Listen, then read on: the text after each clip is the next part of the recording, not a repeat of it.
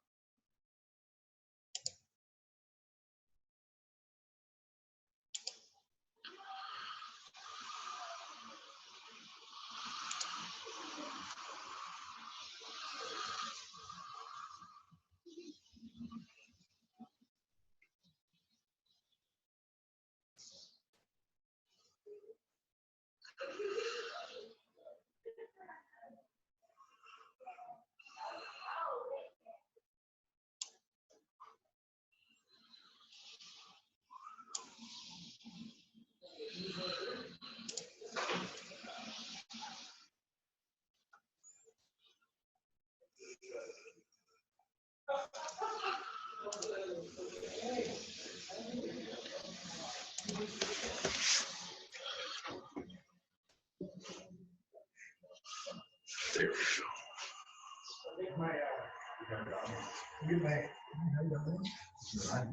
we go. Oh, just sin, man. It's not cool at all. I don't want to sit here and work. No, I should do that. this is going to be pretty exciting. I always love hearing people talk about things. Yes. The key I fobs. do love this. Yeah, I don't know. I love to hear people talk about security. I don't even care if it's stuff I've already heard. I just love to hear about it.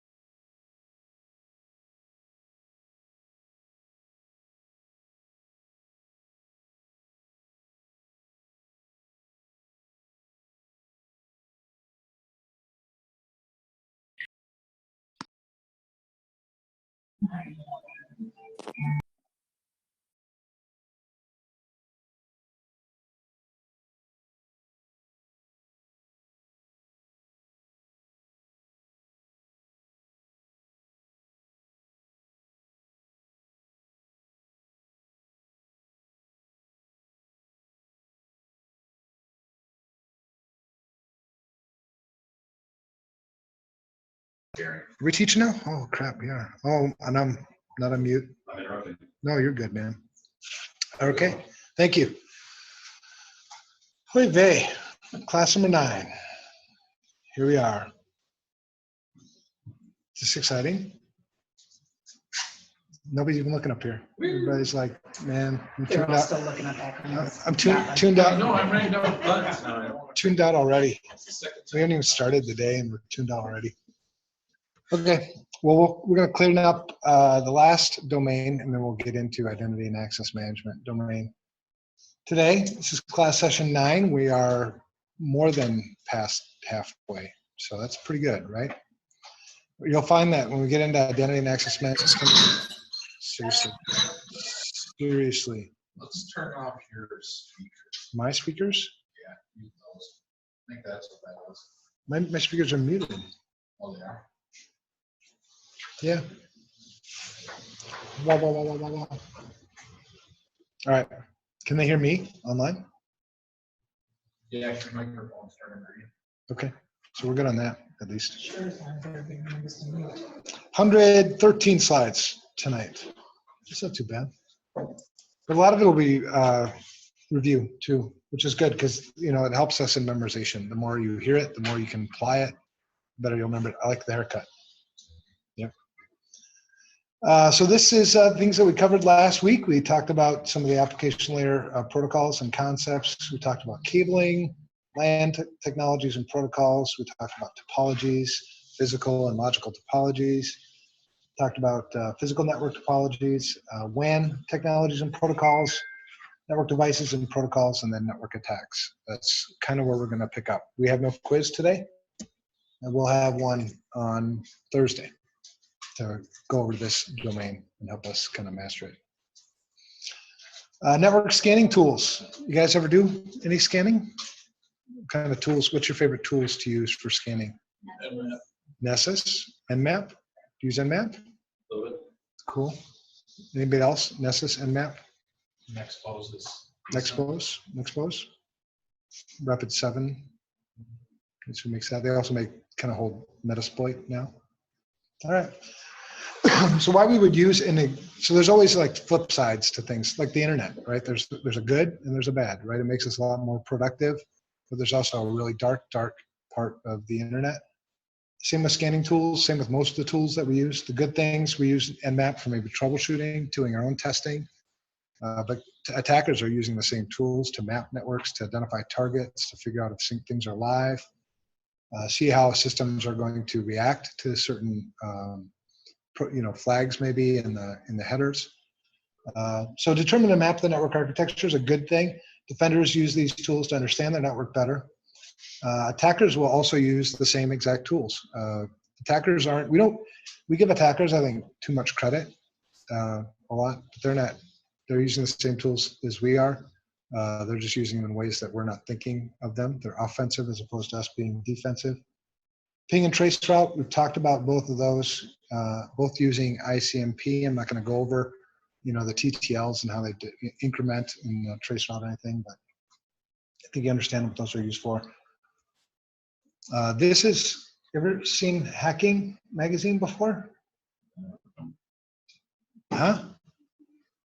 No? Oh, if you're into hacking, you might use this one. It's a paid subscription. It's kind of expensive. But I wrote an article, this one.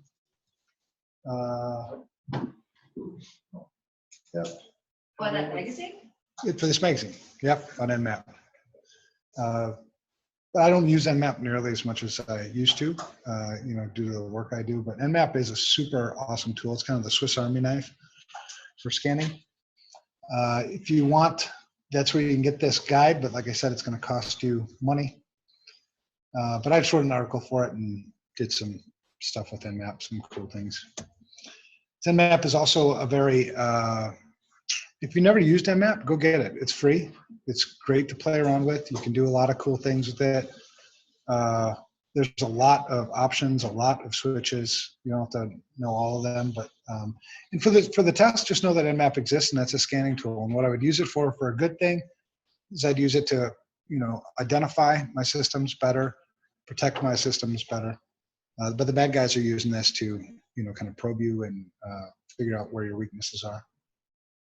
ZenMap is a Windows GUI version of Nmap. So if you're not comfortable with the command line, you can go get ZenMap. It uses the same Nmap engine. NCAT is another tool that sometimes we'll use. In NDiff and NPing are just more scanning and play tools if you want. So again, hackers, we scan the network. Typically, depending on the type of scan I'm doing, there's so many different types of scans, so many different switches that I can use, so many different flags that I can set in packets to do different types of things. ARP scans with layer is ARP. Do you remember? Layer 2, right? So this would be a scan sending out layer 2 broadcasts, looking for or layer 2 packets, looking for what's going to respond with their IP address. So this is the way I would identify IP addresses. So this would be good for like a DHCP, a network, or I'm sorry, a network that's static IP. If I plug into a network and you're assigning addresses statically, I wouldn't get an IP address, right? So I'd have to do like an ARP scan to find out what the IP addresses are and then give myself an IP address. Because I've had that before where I've worked on clients and they've had open ports. I said, well, everything's static IP, so you can't get in. Well, simple ARP scan gives me an IP address so I can get in, right? And that's where you'd use like an ARP scan. I'd be trying to resolve IP addresses from MAC addresses. You can also do other types. You can do like an ARP poisoning attack, which is essentially responding that I have, if a computer wants to talk with like the default gateway or the router or the switch, I'm sorry, the router or the firewall, right, as the default gateway, the way it resolves the MAC address is it would do an ARP broadcast saying, hey, who's got this IP address? The system that has that MAC address or that IP address would respond back with its MAC address. Then we would start communicating. In an ARP poisoning attack, I would also respond that I have that IP address with my own MAC address, so I would get that traffic. That's an ARP poisoning attack. Pretty simple. But ARP scans are used for that. If you want to map the network at a kind of a lower level. TCP scans. Now TCP, there's a number of flags that I can set. Do you remember when we looked at the packet and we had like SYN, SYN-ACK? We had SYN, we had ACK, we had FIN, we had urgent, we had you know, a number of different flags. Now I would set different flags on the scan depending on what I was looking for from, you know, from identifying hosts, right? So you know, one would be a SYN scan or what's called a half connect scan. So I'd send a SYN packet, I'd get a SYN-ACK back, and then I would never complete the three-way handshake. Because really, if you responded back with a SYN-ACK on that port, then I would know that that port is open. Do you see what I'm saying? So it's a faster scan. It's not a full connect, but it's also just a little bit less reliable than a full connect scan, a full TCP scan, where I do SYN, SYN-ACK, and I complete the three-way handshake with that, because then that port is definitely open because I connected to it, right? But that's also going to show up in logs. It's more likely to show up in logs. Depending on how you've got things set up, a half connect scan may not show up in logs, right? So that's why I might do a SYN scan or a half connect scan as opposed to a full connect scan would be to maybe evade logs potentially, or it's just faster. And it's just about as reliable, really. So a SYN scan sends a SYN packet, and then if you get a SYN-ACK back, we're going to assume that that port's open. Full connect scan is completing with full three-way handshake, right? So SYN, SYN-ACK back, and then SYN, SYN-ACK, and then ACK back. The three-way handshake is established. Yeah, now there's a half open, and you understand the differences between those two. Really, that's all that's covered here. Then I can send a whole bunch of combinations of flags depending on what I'm trying to get. You'll do this sometimes to identify what the host is, because different hosts will respond to, you know, Like if I've never communicated with this host before and I send a FIN packet, right? A TCP with a FIN flag set in the header. Different hosts will respond in different ways, right? And so I can sometimes use that for fingerprinting what type of system this is. So that's why I might set different flags in in my scan. And the point is to fingerprint, right? If an attacker is going to, is mapping the network and looking for a system to attack, they're going to pick one that they can attack, right? Some people are looking for Windows systems, some people are looking for Linux systems, and then different versions too, right? Sometimes a FIN scan will be able to identify like a Windows XP system versus like a Windows 2008 server system. The XP system obviously would be a better candidate for an attack potentially, depending on what I'm doing. I can set all flags as on. That's called the Christmas tree. So if you ever hear Christmas tree, I don't think that'll be on the test, but just know that I can send different types of flags and different combinations. It's all in the TCP header. Do you remember the TCP header when we showed you that in the last class? UDP scans, in practice, I hardly ever do UDP scans. UDP, just because it's an unreliable protocol, it doesn't give, reliable results typically, but you could do a UDP scan if I wanted to see what UDP ports are open on systems. Also, UDP ports are usually closed more often than TCP ports. There's less you can do with it. So, but UDP scans is just another way that I can scan a network, try to map it, identify hosts, and attack. So have you ever seen this? Nmap people, this is Nmap, so it's just Nmap enter. These are all the options. That's not all of them.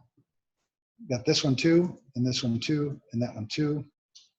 A lot of different options depending on what I'm trying to do. Now this is all built into the Nmap help, so I can always do just type in Nmap and get this and figure out what kind of scan I want to do. Now you won't be tested on that. It's just interesting if you've never used Nmap before. And there's some examples like the -v is a verbose, whatever. The bottom one's just port 80. The other ones are scanning like a /16/8, for that. I just noticed the script kiddie output flag. Yeah. Oh yeah. Fyodor is the guy who originally developed Nmap. It's still supported, heavily used. It's a good tool. Any questions on that? Scanning? That's that type of scanning. Now, I know when I asked about scanning, some people mentioned some vulnerability scanning tools. At the low level, they work like these scanners, but then, based on what it received back, it will then initiate, or load plugins to see if it's vulnerable to those types of attacks, or if those files exist, maybe in the file system. And then we'll assume that, if it's this version of file that's in the file system, that it's vulnerable to that attack. That's kind of how it works. So like Nessus would never, in its discovery portion of its vulnerability scanning, if it identified that the system is likely a Linux system, it's not going to run the Windows exploits or the Windows vulnerabilities or plugins against that. All right, so that's it. Authentication protocols and frameworks. Some of the stuff is old and basic, like SLIP. We don't use that anymore, but PPP is still kind of used. Authenticates an identity of a claim over a network. So if my system is authenticating with the network so that I can communicate, that's where these authentication protocols. That's what we're talking about here with these authentication protocols. There's a lot of things that happen when you connect to a system and I'm going to authenticate. I want to protect obviously against confidentiality, the clear text. I don't want to send, passwords in clear text, but I also want to prevent against replay attacks. So if somebody captured that traffic and then replayed it back to the host again to authenticate itself, that's another, those are kind of the two primary things I think we're looking for with authentication protocols. Here's some. So PAP, the thing to remember about PAP is it's clear text, insecure, never see it, should never see it if you ever do. But for the test, it sends everything in clear text. So the username and password get sent in clear text. Very easy to capture that with Wireshark or anything else. Challenge handshake authentication protocol. So CHAP doesn't send the password in clear text. So this is a secure authentication protocol for the most part. Not susceptible to replay attacks, and I'll show you why, because there's a kind of a random nonce that's sent in the first part of the authentication piece. So and that's only good for that one authentication. So the next time it would be a new nonce, which is like an IV, like an initialization vector in encryption. It's kind of like that, right? So it is not susceptible to replay. So those are two things I really want in my authentication protocol beyond performance and other stuff. Relies on a shared secret, the password. The thing about challenge handshake authentication protocol, the way it's designed, the server, so the weakness in that is the server stores the password in clear text. It doesn't store the hash. And there's implementations that do, but in terms of the, for the test and for the actual implementation of most CHAP, it's stored in clear text. So a password is securely created. So when you enroll and it's stored on the CHAP server, and then that shared secret, it would be also used on the host system. Oh, I didn't even go through. Oh, here, these are the steps. Okay, I was going to say I thought I had a diagram on how it works. But the first thing is the nonce is sent. So the server sends this challenge. The client then encrypts or either combines the challenge with the nonce and then hashes it and sends that as the authentication to the server. And the server, knowing the nonce that it sent you to begin with, and knowing that shared secret that was already configured in it, will then,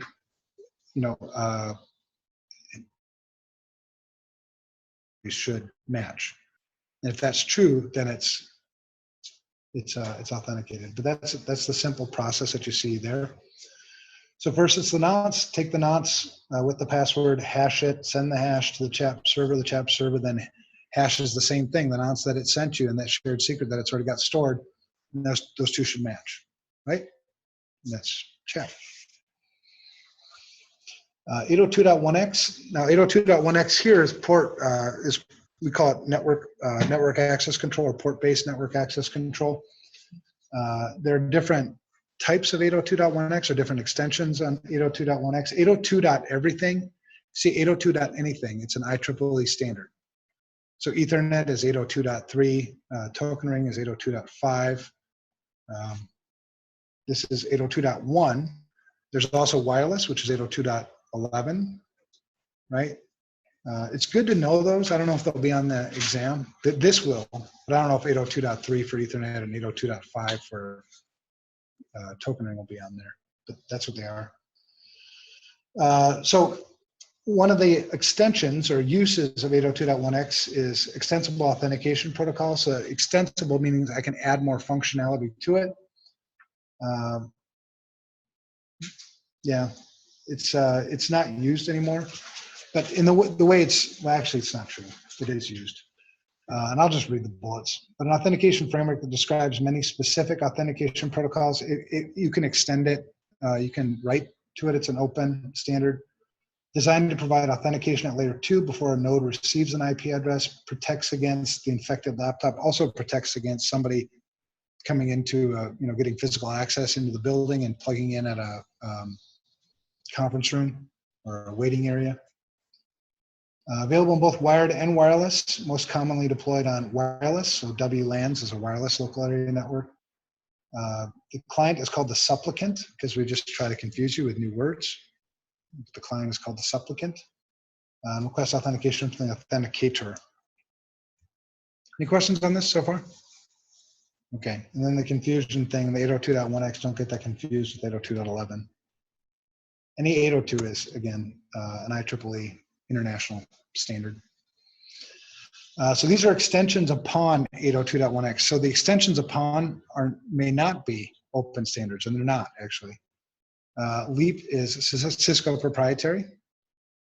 It's not used anymore because it had a lot of flaws, and you can see there's an article up here a couple of years ago where it's just not worth fixing, because TLS is actually used a lot more often for better security, and the TTLS is used too.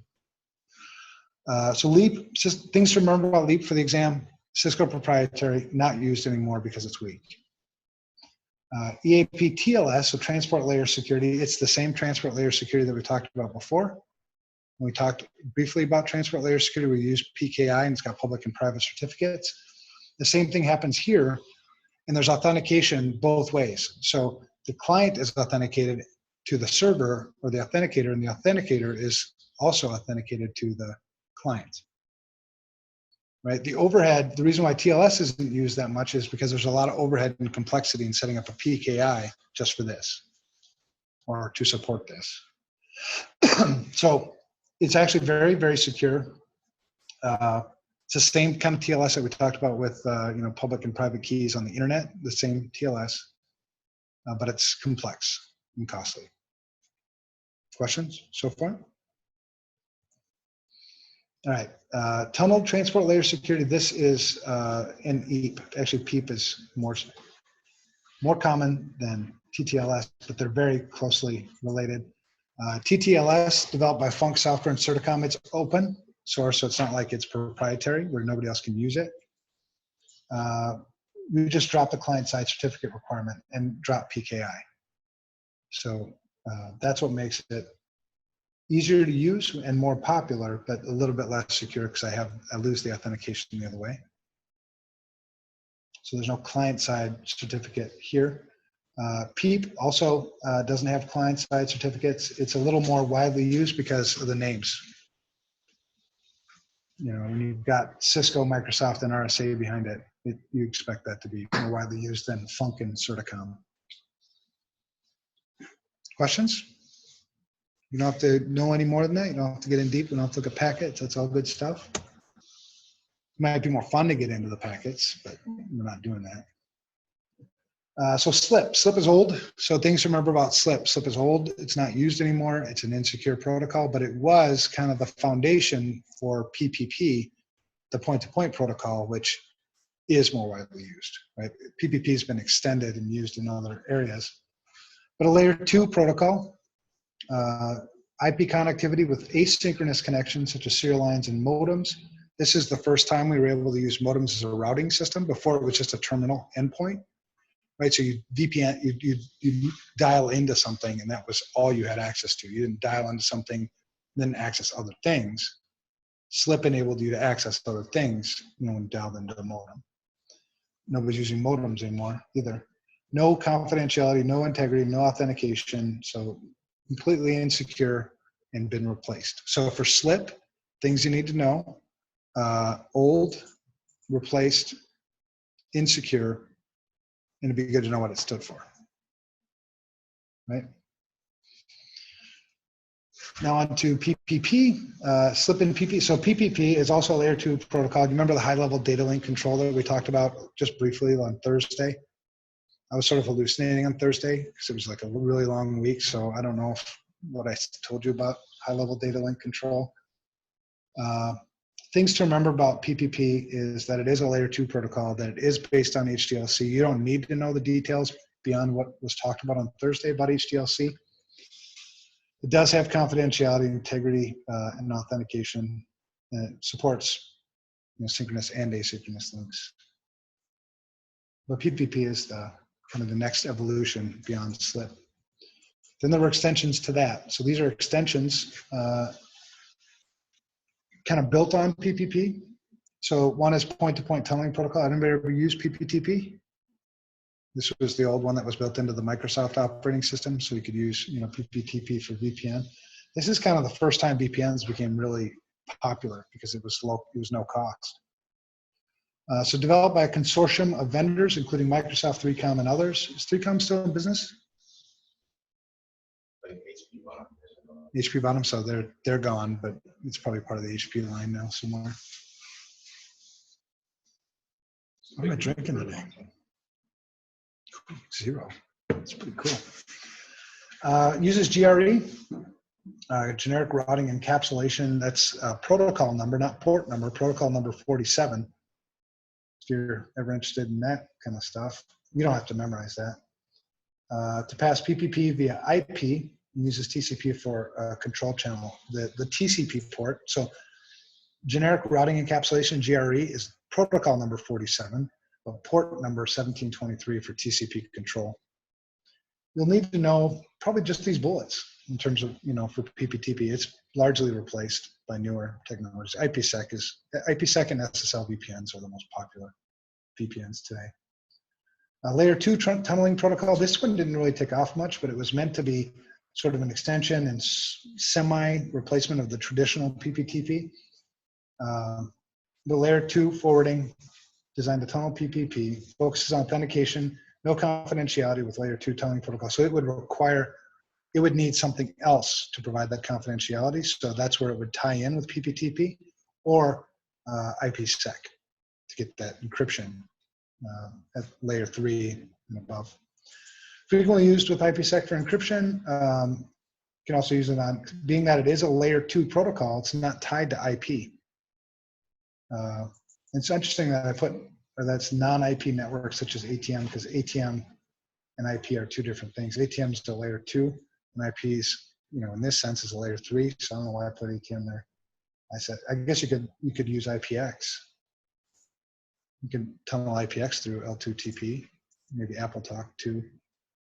But you see what I'm saying? ATM, if you remember when we were talking about asynchronous transfer mode, do you remember that, the 53-byte cells? That's a layer 2. So when I say in this bullet point, L2TP can be used on non-IP networks, that's because it is a layer 2. So things that are above that, like where the rest of TCP/IP works, is layer 3 and above. And ATM is a layer 2 protocol, so I don't make any sense in that bullet point. You see why I don't make any sense in that bullet point, though? So do you see that? You got this master.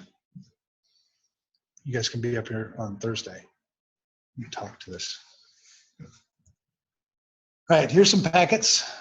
So the point-to-point tunneling protocol, this is more to drive home the point a little bit. So you have the PPP payload, which is the IP datagram.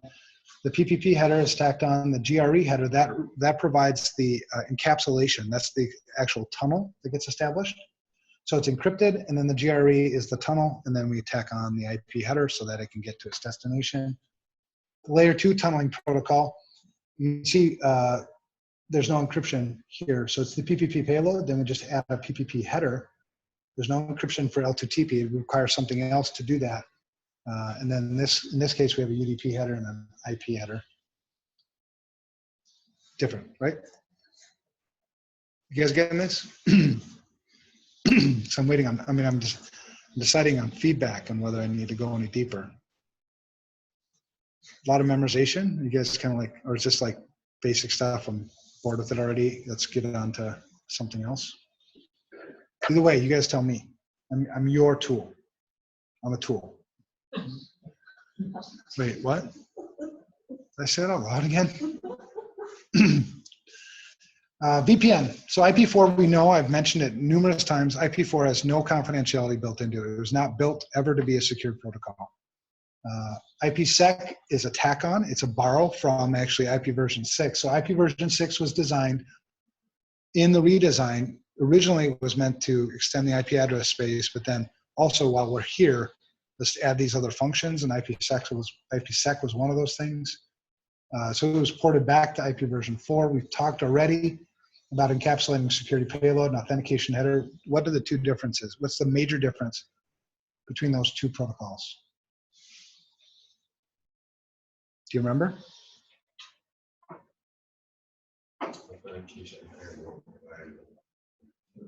Excellent. Exactly. Authentication header does not provide encryption. That's key. There's protocol numbers there. ESP is 50, AH is 51. And like I said, GRE is 47. I don't know if you need to memorize that or not.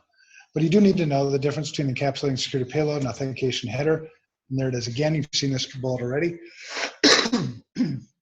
So authentication header just adds a header to the packet that just authenticates the packet, that this packet is authentic. It hasn't been, it came from its original source. Whereas encapsulating security payload can be used in conjunction with authentication header, but the key point with encapsulating security payload is it's encrypted. If you keep those two kind of separate, then you're good. There are architectures for IPsec. We talked about modes before, but these are the three architectures, not the modes for IPsec. Host to gateway, that's what, if I have a VPN client, I'm VPNing into work. That's your traditional host to client. It's pretty self-explanatory. I would need some software on my system to speak IPsec in a host to gateway. A gateway to gateway is a point-to-point VPN. The two gateways speak IPsec. Host to host, the two systems natively speak IPsec, typically. Those are the differences between those architectures. IPsec supports all three of those in the spec and in practice. Other things, we've talked about this before too, transport mode and tunnel mode. These are the two modes, not authentication header and encapsulating security payload. Those are different than the modes. The tunnel mode provides confidentiality using encapsulating security payload and authentication header or authentication header. You can see tunnel mode on the bottom there. It added a brand new IP header. That's essentially the difference between transport mode and tunnel mode. Right? It took the original IP header that's been encrypted, it added a new IPsec header and a new IP header, and that'll be the tunnel. Does that make sense? Okay.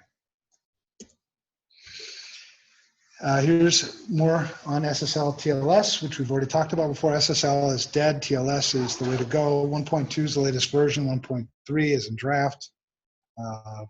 It's an open standard. So anytime I see an RFC, it's a request for comments. That means it's an open standard. It's sort of free for anybody to look at and use and comment on because it was an RFC. HTTPS, we do know is TCP port 43 or 443. You'll need to remember that. SSL version 3 was deprecated in June 2015 because it was weak. You can use TLS to tunnel all kinds of other protocols. We just saw EAP TLS, so we had layer 2 stuff that was essentially tunneled in TLS. SSL VPNs are simpler, but SSL, usually SSL VPNs just all work through the browser. I don't have any client that I have to install. That's kind of the main difference between SSL VPNs and IPsec VPNs. Yeah, IPsec is more difficult to firewall. It's not uncommon to see IPsec. Now it's a little different, but we used to have VPN concentrators that would essentially sit on the internet and serve as a firewall for VPNs because VPN or IPsec was so difficult to firewall. Back then, anybody ever use a VPN concentrator before? No? Cisco made a killing off of the 3000 series VPN concentrators. Because of that, it was difficult to firewall. But SSL obviously is very easy to firewall. This is a connection for SSL and TLS. They follow the same simple steps in the communication. First, it's been basically, hey, I'm here. The server will respond back with its certificate, basically authenticating itself to the client. The client then will use the server's public key to send the client key exchange. So that's what we're going to use for the symmetric encryption key that we're going to use for the rest of our communication. And changing a cipher spec. So one of the things we see in external vulnerability scans is the ability to force the server to use a weaker encryption algorithm, right? Because that's in this negotiation. So we tell people it's usually a moderate severity vulnerability. It's not a big deal, but to have those servers not negotiate down to a weaker encryption algorithm, because that's the step right there where it's an attacker. If you haven't set that explicitly on your server, an attacker could set to a weaker encryption algorithm. For why, I don't know. That's why it's a moderate, not a high. And then changes basically the response back saying, I'm cool with that. Or there's another negotiation goes back up again, but it's basically I'm okay with that. And then you start your traffic at the bottom with the symmetric key that you've exchanged. It's pretty simple. You don't have to know all that.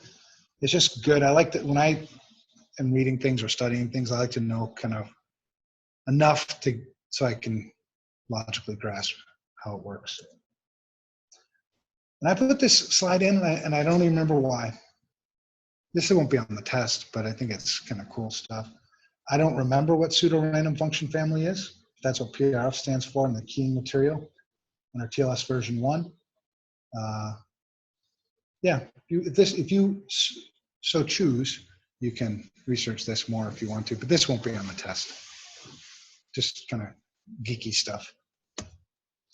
Voice over IP. So voice over IP networks. Now, voice over IP is kind of interesting because in practice, we typically exclude that from vulnerability scanning, so we don't know.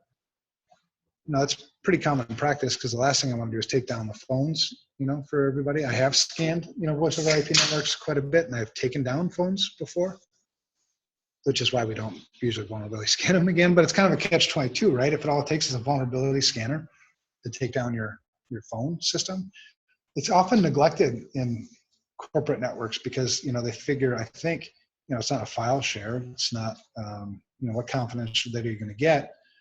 But the implementation of most voice over IP does leave it open for eavesdropping of the traffic. But voice over IP carries voice over data networks. Prior to this, everybody was using POTS, the plain old telephone service, or copper. Brings the advantage of packet switch networks at a lower cost. So we got to get rid of those. Do you remember those big phone systems you had sitting in the corner of the server room? Now you don't have that anymore. PBXs are gone. So it's less costly. Common voice over IP protocols without having to get too deep. Real-time transport protocol and the secure real-time transport protocol. SRTP provides the authentication and confidentiality, uses encryption. AES and SHA-1 for integrity. The real-time transport protocol doesn't. That also uses SIP. SIP is used to the session initiation protocol. It's just like what it said. They named it well. It's to initiate and set up the session. How are we going to communicate? Kind of set up the rules.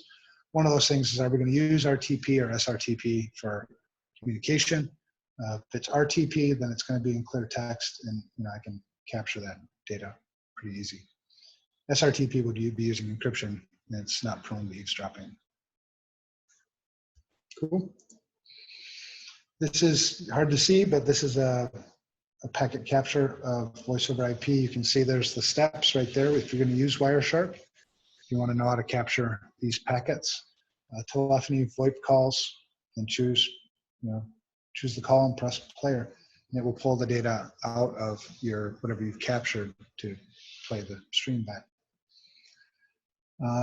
Yeah, downfalls with voice over IP. Obviously, if the network goes down, then I don't have voice traffic anymore. It seems to go without saying that I would have to use another out-of-band communication, like a cell phone or POTS phones. Does anybody have POTS phones anymore? Like I don't remember the last time I've seen phone booths occasionally when I've been traveling, but I don't know if anybody even has. That's maybe at home. Technical College. Dakota County Technical College. For regulation purposes. Oh, I suppose, yeah, government would. Mm-hmm. For emergency calls, that makes sense because it is super duper reliable. Yeah. It's very resilient. Yeah. Does anybody have home phones anymore? When did that change? I don't have home phone either. And for me, it was like 2000, probably 6-7 years ago. I gave up home phones. They still sell them at Target. You see the phones and the cordless phones. It's like, who buys those? I don't know. But anyway, you'd have to use something like that if your network goes down. Obviously, if a hacker has compromised the network, you might have bigger issues than capturing voice over IP traffic. But I guess if that's what an attacker is targeting, that's what can happen. Wireless local area networks. So the biggest thing about, personally, the biggest thing about, we were just talking about this, you have a wireless network assessment on Friday. Wireless networks today are pretty secure, pretty well buttoned up, if you're using WPA2 and, just the basics. Obviously, if you're using certificate-based authentication, that'd be better than using, a PSK, which you see WPA2-PSK, that's pre-shared key. That'd be just like a password. That's obviously easier if you're not changing it on a regular basis and stuff. But the biggest thing about, I think, wireless LANs today is how easy it is to jam the signal. So essentially put the whole wireless network offline. So, you know, that's why we don't put real critical systems on wireless networks. We were just talking about that actually today. Were you there? No, you weren't there. I was talking with, we were talking about how nowadays, you know, wireless networks have become sort of stable enough and stable enough. And the compression of video is good enough now to where I don't need to have wired video, right? Which makes it really easy then for me to put video cameras in places where I couldn't put it before because I'd have to run the cables for that.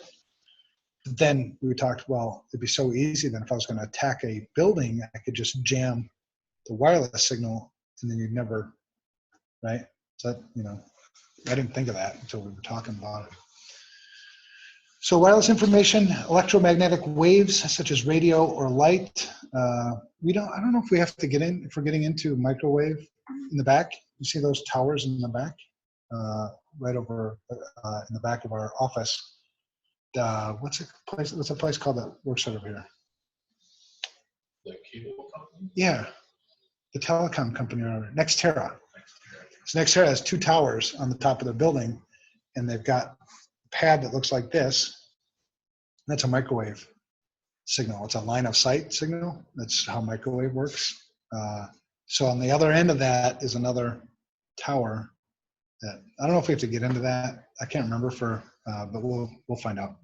This kind of wireless is like your traditional 802.11 stuff. So the most common form of wireless data networking is the 802.11, again, an IEEE standard. The first with reasonable security was 802.11i. Replacing WEP. DOS and availability, that's a big deal. They have no way to assure availability because you can jam the band.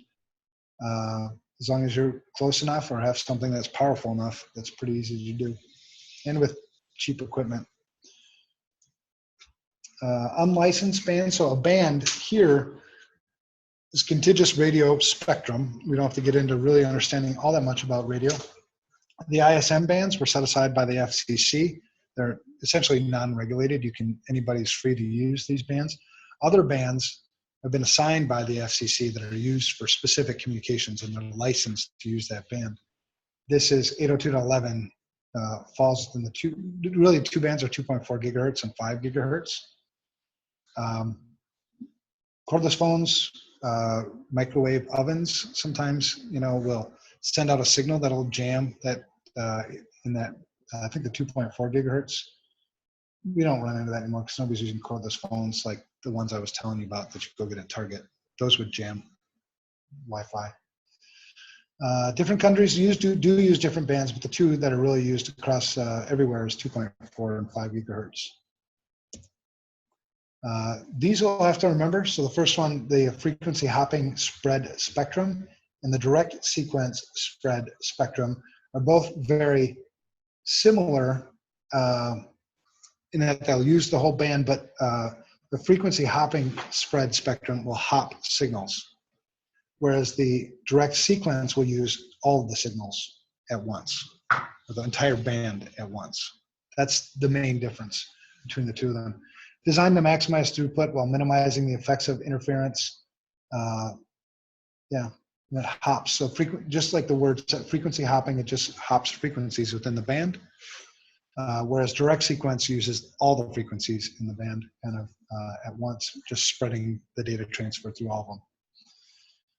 Orthogonal frequency division multiplexing. So multiplexing is taking multiple things and making them into one. That's what multiplexing is. Demultiplexing is taking it the other way. So multiplexing is essentially taking all the communication and squishing it to fit in the band. Simultaneous transmission, multiple independent wireless frequencies that don't interfere with each other. Totally different than the two spread spectrums.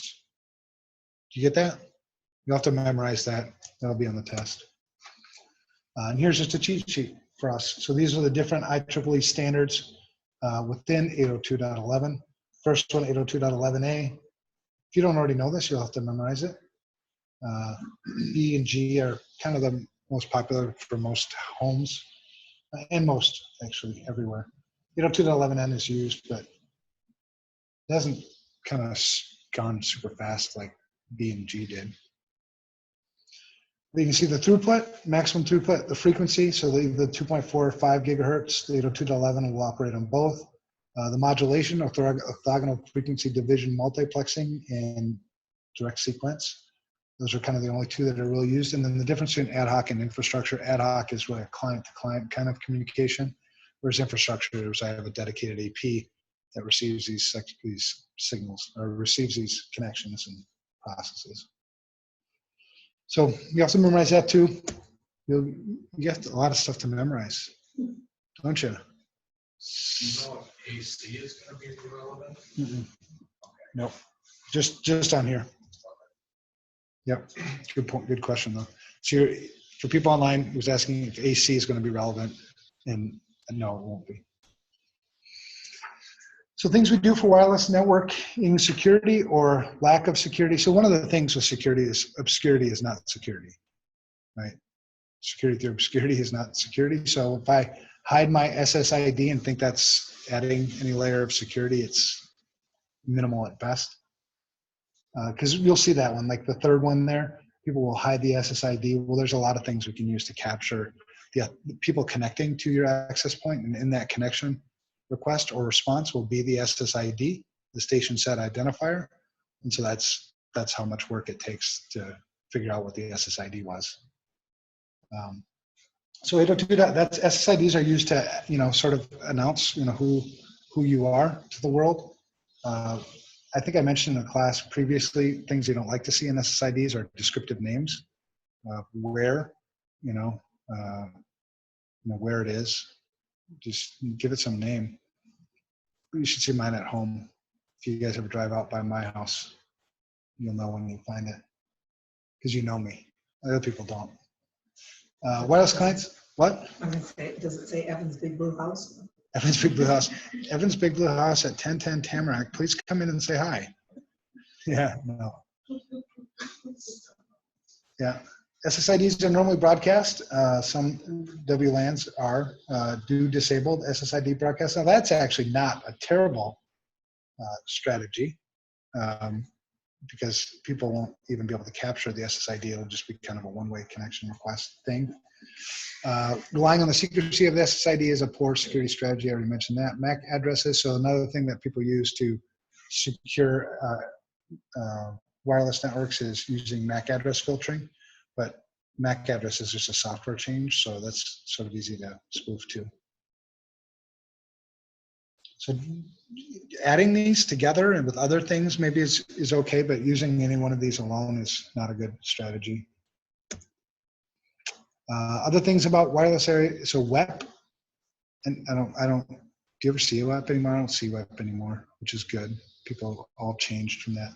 The industry actually did a pretty good job of just kind of deprecating that, out of tools and everything. But it was the reason because it was really, really weak. Minutes to break a WEP key. No integrity, well, some integrity, but very little integrity or confidentiality protection because of the weakness in the keys, the implementation of the keys. So no 802. No WEP anywhere. Replace it with 802.11i, which is WPA2.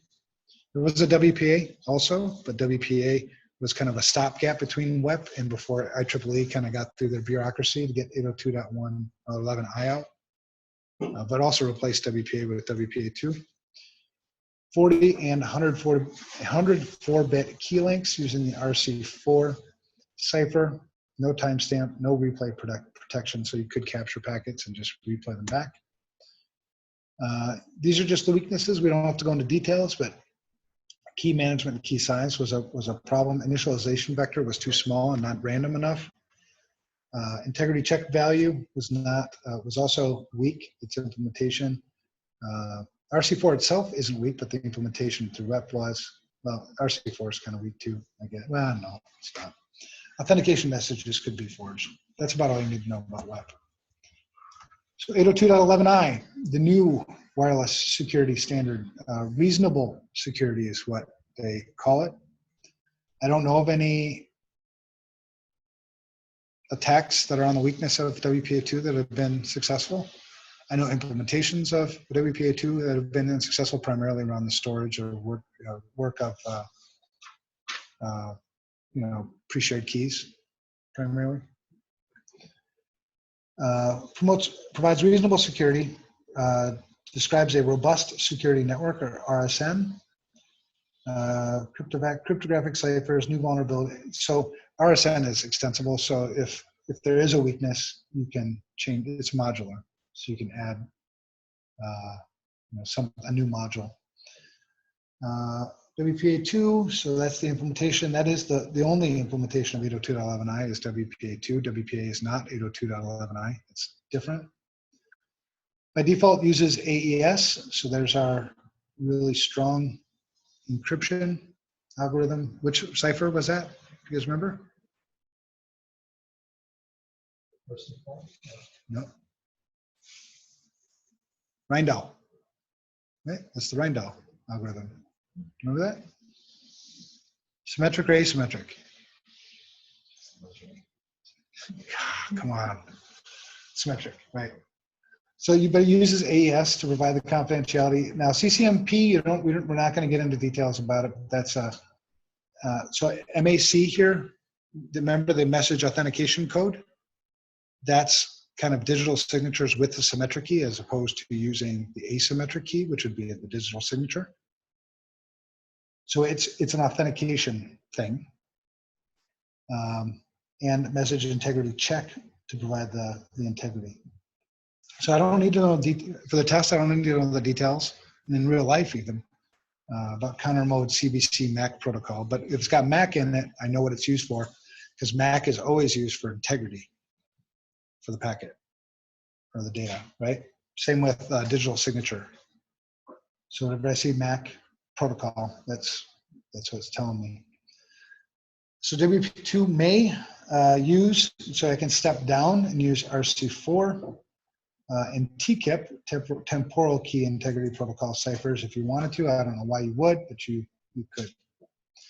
Then the note down the bottom is the less secure WPA2. WPA2 or WPA was just a stopgap while 802.11i was being sort of ratified by IEEE. The stopgap, because WEP was so weak, we had to do something in the middle ground, so that's where WPA came in. But now, use WPA2. It's everywhere. Bluetooth. I don't like Bluetooth too much. It's also an IEEE standard, 802.15. So this is, it's the same Bluetooth on my iPhone that's on your laptop, that's on your whatever. Bluetooth is Bluetooth. It's a standard. Remember we talked about MANs, we talked about PANs, LANs, WANs, MANs, and GANs. Remember all those? Yeah, this is a PAN. 2.4 gigahertz frequency. So there would be some interference potentially if you're using Bluetooth in close proximity with a wireless network, I suppose. Small, low power devices, cell phones, short distances. You can see the different classes, class 3, 10 meters up to 100 meters for class 1. Yeah, generally pretty weak because of the low computing power and its implementation. So you could potentially, do you remember the encryption algorithm that we would use on low power devices typically? Which one? ECC, right? Elliptic curve. That's what we would normally use, but the 802.15 implement doesn't allow that, so we'd have to add something to it to get that kind of security. By default, 128-bit EO or E0 symmetric stream cipher. The thing to remember about Bluetooth is that I don't think you need to remember E0, but you do need to know it's a weak encryption. It's I wouldn't ever transmit sensitive data over Bluetooth if I could help it.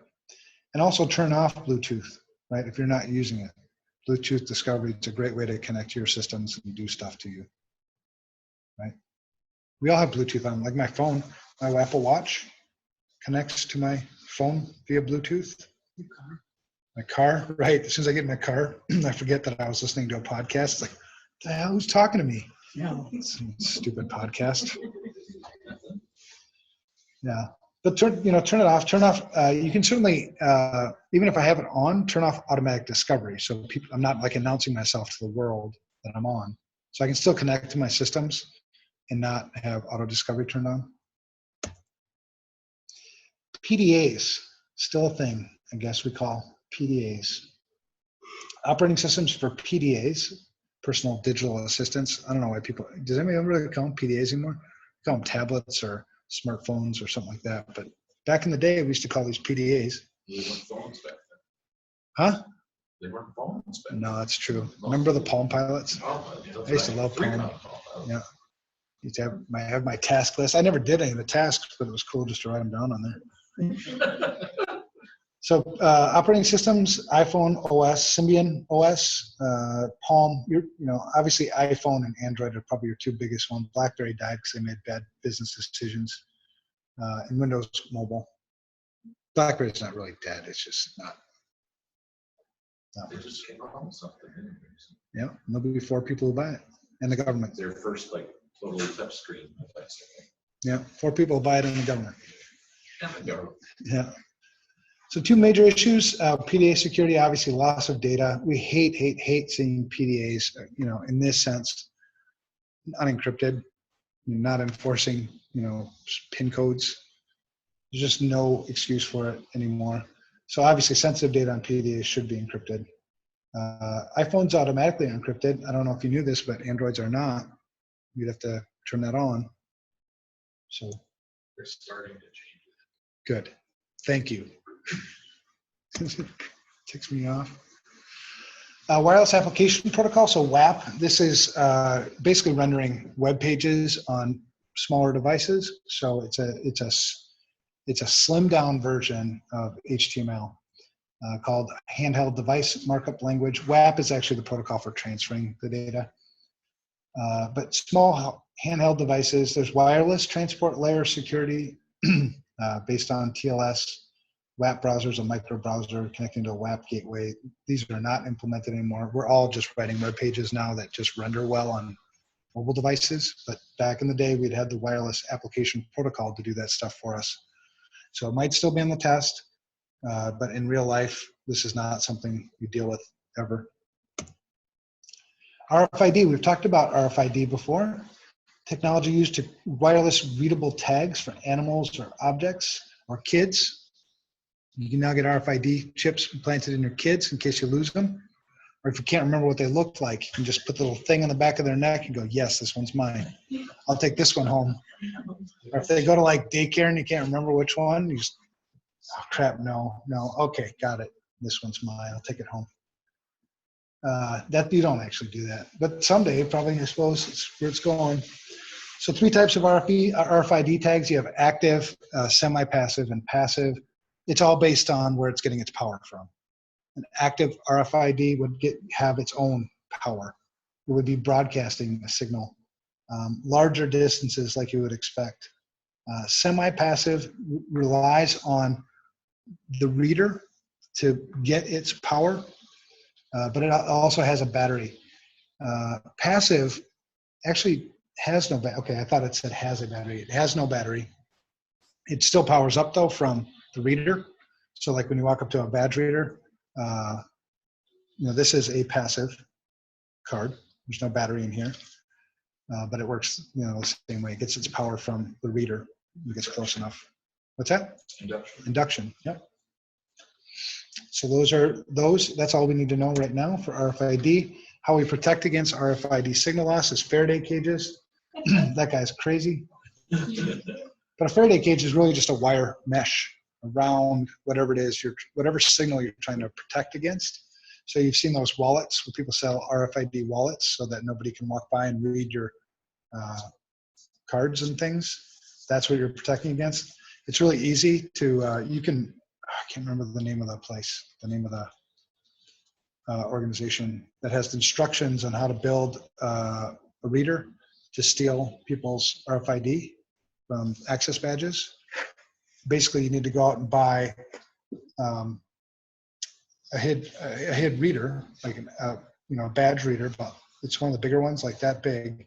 And then you need to make a few circuit changes, do some Arduino stuff, and then, you know, provide power to it. And then as you're walking, you put it in your laptop bag, and then you just walk by people in wherever you want to go. And then you'll start capturing badges, and then you can write that to your own badge and then get access to things. About $250 to make that device. Well, maybe a little more because you have to get the reader. So, you know, this is a real thing, you know, RFID, you know, capturing those things. That stuff that I just told you won't be on the, well, actually, no, it's Faraday cage. That won't be on the test. Understanding that that Faraday cages are what I would use to protect against RFID type attacks. Crazy guy like that, and then wallets and things. ISDN. Anybody ever use ISDN before? ISDN was revolutionary back in the day. My father actually worked with Northwest Telecom, Nortel. I think it was Northwest Telecom at first, and it was right over here on Shady Oak. He was on the team that built ISDN, which was pretty cool. I remember him coming home because I was really young at the time, and he said he was all excited, and he was sharing with the family, and none of us knew what the hell he was talking about. But it was, I remember him saying, it's a way that we can send voice and data over the same phone line. And he was just pumped about it. Well, that's what ISDN was. You know, when I got older and understood what ISDN was, I was like, then I went back to my dad. I'm like, is this? He's like, yeah. I'm like, damn guy. I didn't even know my dad was cool. I just thought he was such a loser. And yeah. So an early attempt to provide digital service over copper pairs. This is the plain old telephone service. Devices were called terminals. There's two types of sort of implementations of ISDN, and you know, for what you need to know for the test, BRI and PRI. BRI gave me 128-bit kilobits per second, 264K digital channels and 116K signal channel via copper pair. PRI was essentially the same sort of as T1. I had 2360, so if you add 23 times 64 with the 16, I'm guessing you come up with close to 1.544, which is T1 speed. Same kind of concept for ISDN. So what you need to know for ISDN, how it just works over plain old telephone lines, digital and voice, and BRI, PRI, and you'll be good for ISDN. DSL, when this came out, man, everybody was so happy because we could all get rid of our modems and dialing into AOL. We could actually get, you know, full-time access. It was just like a beautiful thing when this came out. So DSL, common types of DSL. So the difference between symmetric and asymmetric. Asymmetric is different download speeds, different upload speeds than download speeds. Upload is slower than download for asymmetric DSL. Symmetric DSL, it's the same both ways. That's the big difference between symmetric and asymmetric. Last mile solution. So you have to be within a certain distance of the CO or the termination point for the telephone company in order to get DSL. Now I think just about everybody is there. I mean, they're close enough. They've built such an infrastructure for this now. Very high data rate, digital subscriber line. So you can obviously understand from the words very high data rate that it's fast, but it's asymmetric. So it's very fast download, may not be any faster upload than your normal DSL. High data rate DSL matches the SDSL, so the symmetric, using 2 pairs of copper. Pretty uncommon. Inexpensive T1 service, whatever. Closer the site is to the CO, the central office, the faster the available service. The CO is essential. What's that? Indoor hub. Oh yeah, yeah. So I have this is good reference here in terms of speeds that you get. I think it's pretty accurate, all of it. The distance, so the distance is between you and the central office. You can see that different, obviously that whole top line is asymmetric, so you can see faster downloads than uploads, and then the symmetric is, you would expect those to be the same each way. Simple. Quick question. Yeah. Online, is that chart going to be testable? Do we need to know those speeds? No. Okay. No, that's for reference. I would know this. Yeah. This is more for just, FYI. Cable modems. So cable modems, the things about cable modems, the more people in your, typically the more people in your neighborhood that are on cable, the slower your speed's going to be because you all share the same freaking trunk. So that sucks. Whereas DSL, it's dedicated essentially. The further I get, the slower the speeds are going to be because the signal has to get there. But cable modems, yeah, I'm sharing it with the neighborhood or wherever that, what do they call it? Bridge on their side. Head end, no, it's called a bridge, or I can't remember. But cable TV providers give you internet access via broadband because you get to both data and cable TV. Broadband, unlike baseband, multiple channels, so on and so forth. Not that you can't run multiple data streams, it's just that on baseband, you're running it all on one channel, right? So I can run different data types. This is different channels on the same media, right? So a little bit different. Dedicating bandwidth for network services require dedicating channels for that purpose. Unlike DSL, cable modem bandwidth is typically shared with neighbors. So this is when you jam all your neighbors, you get all the bandwidth. You just run around, you pay your kid that misbehaves, just pay him $5 to go unplug cable, lift those those green boxes up, and you would never do that. You can't like bandwidth that much. Back in the day, maybe. So remote access, other remote access things, callback and caller ID. You'll need to know what the difference is between those two. So the way callback works is I would call the modem, it would hang up and then call me back, right? And that's how it would provide authentication that I'm actually, so I'd have to set up in the phone what those callback numbers are, and I'd have to be at that location to remote access. I go to the coffee shop and do remote access with these. Caller ID, that was another way that we could provide additional authentication for remote access. But now it's so easy to spoof caller IDs that this would be. I mean, this is all modem-y stuff anyway, right? What do we use for spoofing our caller ID when we do social engineering attacks? We use SpoofTel. SpoofTel. It's a paid service. Instant messaging. Now, it doesn't really fit under the remote access heading, but instant messaging provides its challenges with information security because it allows people to communicate over a channel that's more live and real time. It also allows data transfers and other things that it's easy to tunnel it under other protocols or change the configurations. So sometimes it's hard to capture it. But two or more users can communicate with each other via real-time chat maybe one-to-one or one-to-many, or like it's not a web conference, but it's a chat. It's basically an instant messaging conference. IRC, anybody have been on IRC before? IRC is pretty cool, right? What else do you go to? So I can see you there. So we can hang out. No more IRC anymore? All right, well, if anybody finds some good channels, there's some cool stuff to talk about. I got nothing to do.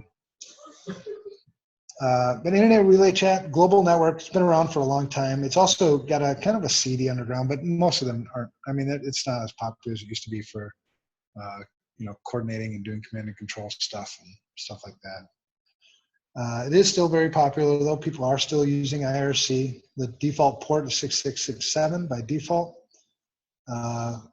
But it's true, many IRC servers don't run on standard ports, so sometimes it's difficult. If I'm just going to try to block it and just block 6667 egress on the firewall, that's not going to be the one and that's not going to stop at all.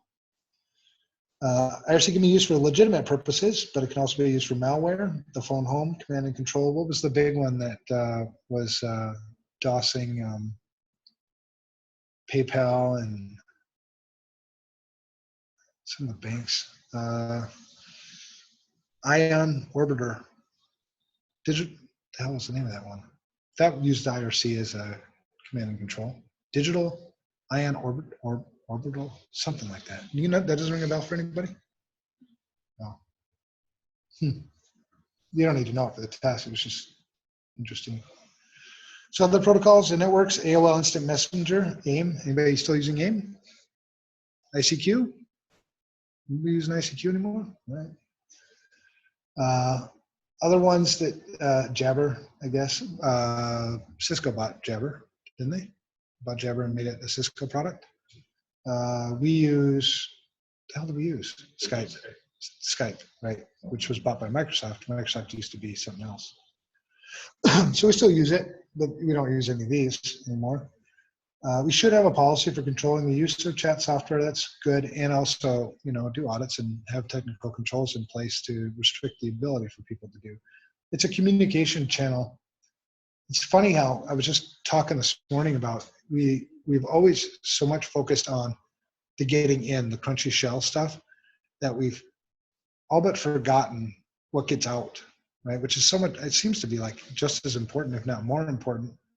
Like egress filtering on your firewalls, using whitelists instead of blacklists. So I'm only going to allow open what's explicitly needed to be open, as opposed to kind of trying to lock it down the other way. But anyway, this is another way where potentially you could either have data leakage, or I suppose it's not inconceivable that you could have an exploit inbound using chat. Remote meeting technology, we all use this. We love meetings. GoToMeeting is a big one. What's the WebEx? It's another really big one. Microsoft Office Live Meeting, which never seems to work real well for me. Now, there's just a lot of them that you can use, but but there's additional functions other than just having the web conference, just having the voice meeting. I can also do what we're doing today, right? I can share desktops. I can do remote control. I mean, there's all kinds of things that you can do with remote meeting technology. Yeah. So understanding that a little bit, that's it. We are so secure right now. Do you guys feel secure? I feel like I've never been hacked before, ever. All right, well, that's it for domain 4. A lot of sort of dry stuff, a lot of memorization stuff, revisiting the old days stuff. If you ever want to do any current stuff, you can come and visit, hang out with us, and we'll do some current stuff. We have open invitations like your husband. He's back there with the techie, geeky guys. They're doing real stuff. You're a techie, geeky guy doing real stuff.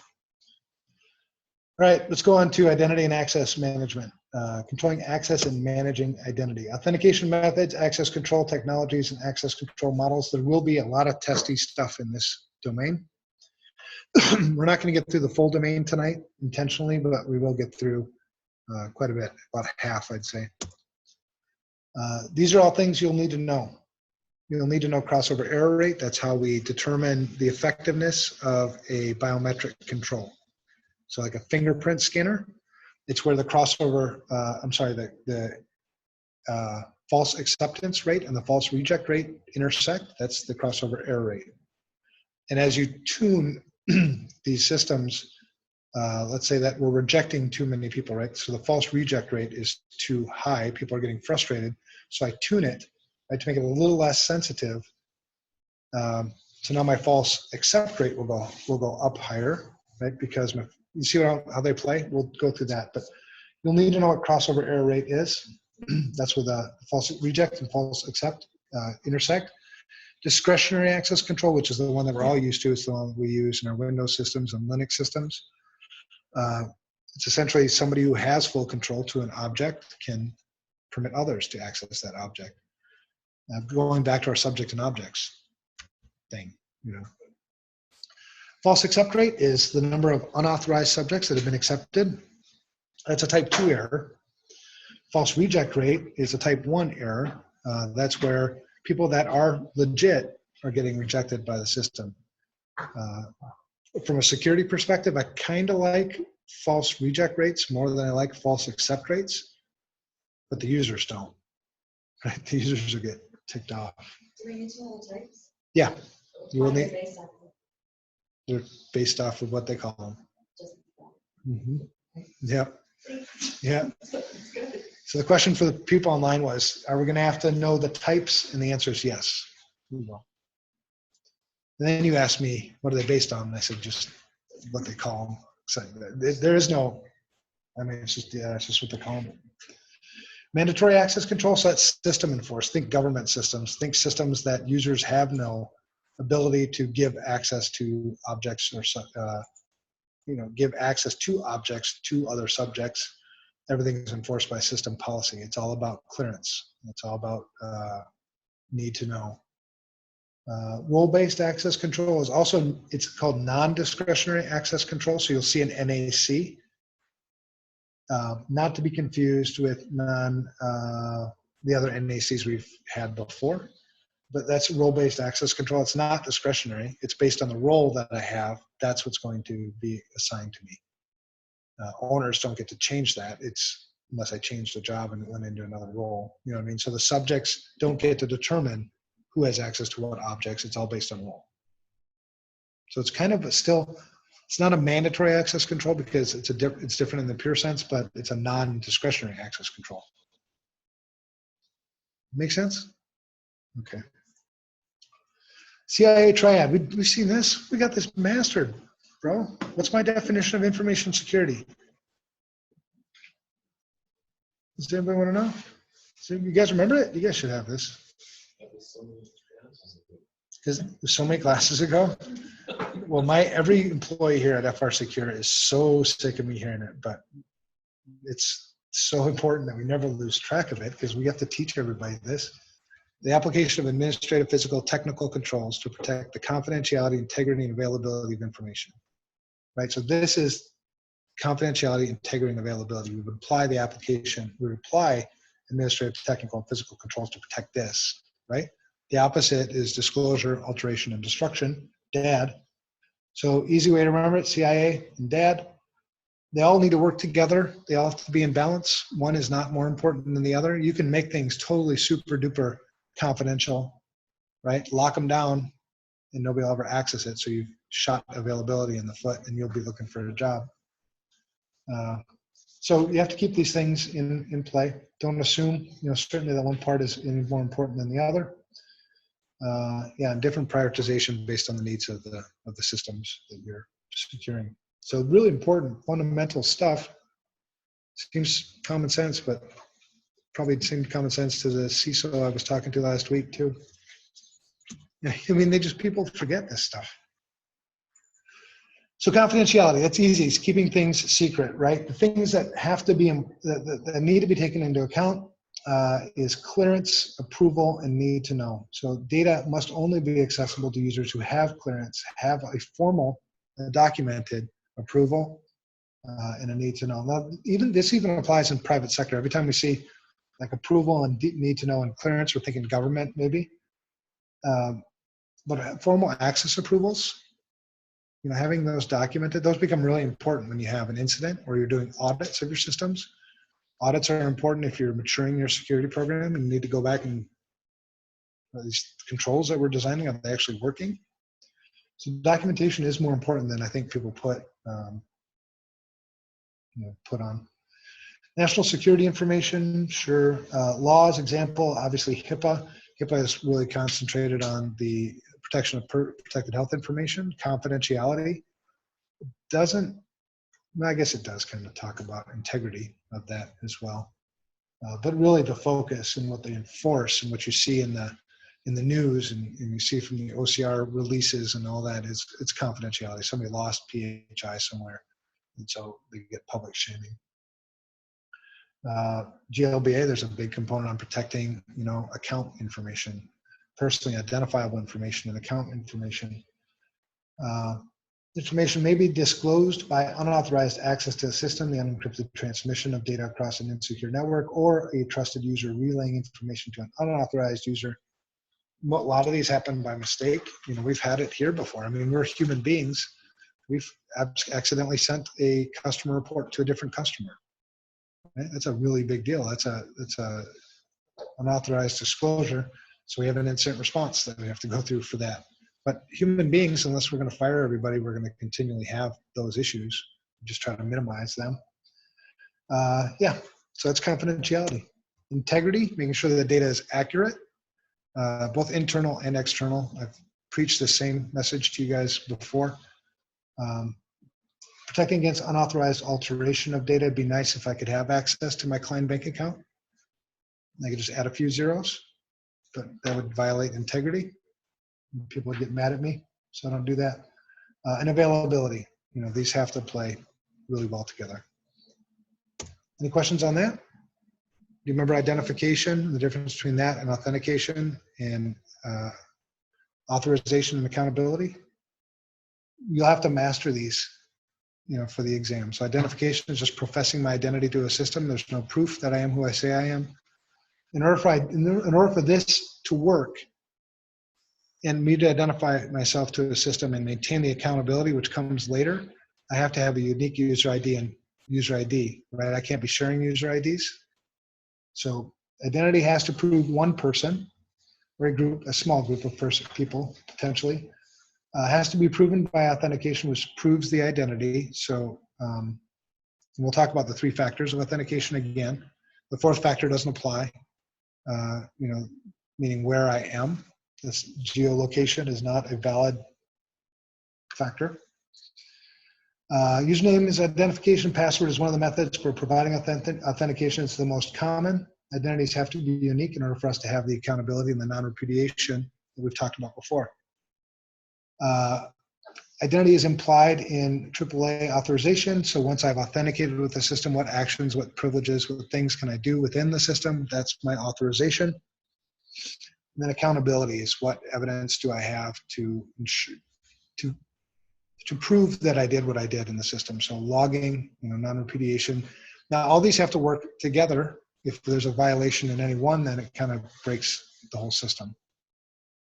Sharing accounts harms accountability, obviously. Policy should forbid. You guys have any shared accounts?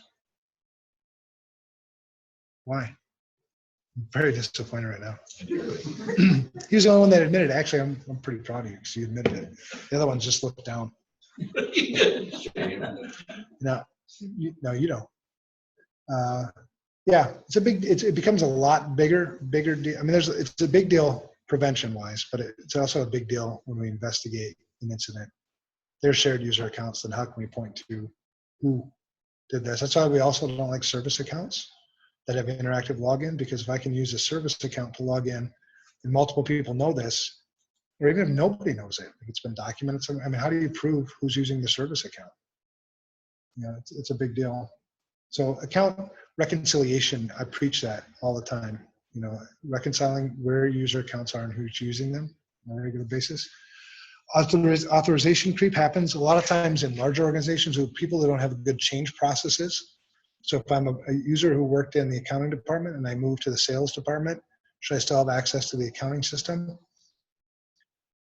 Probably not. Now, if I maintain access rights that I had in the previous role in the new role, and sometimes you'll see this in the transition, that's called authorization creep. That could be a big issue. The right way to do changes is to terminate all access, decommission that user, and then recommission that user as the new role. Right? That way I don't have the authorization creep.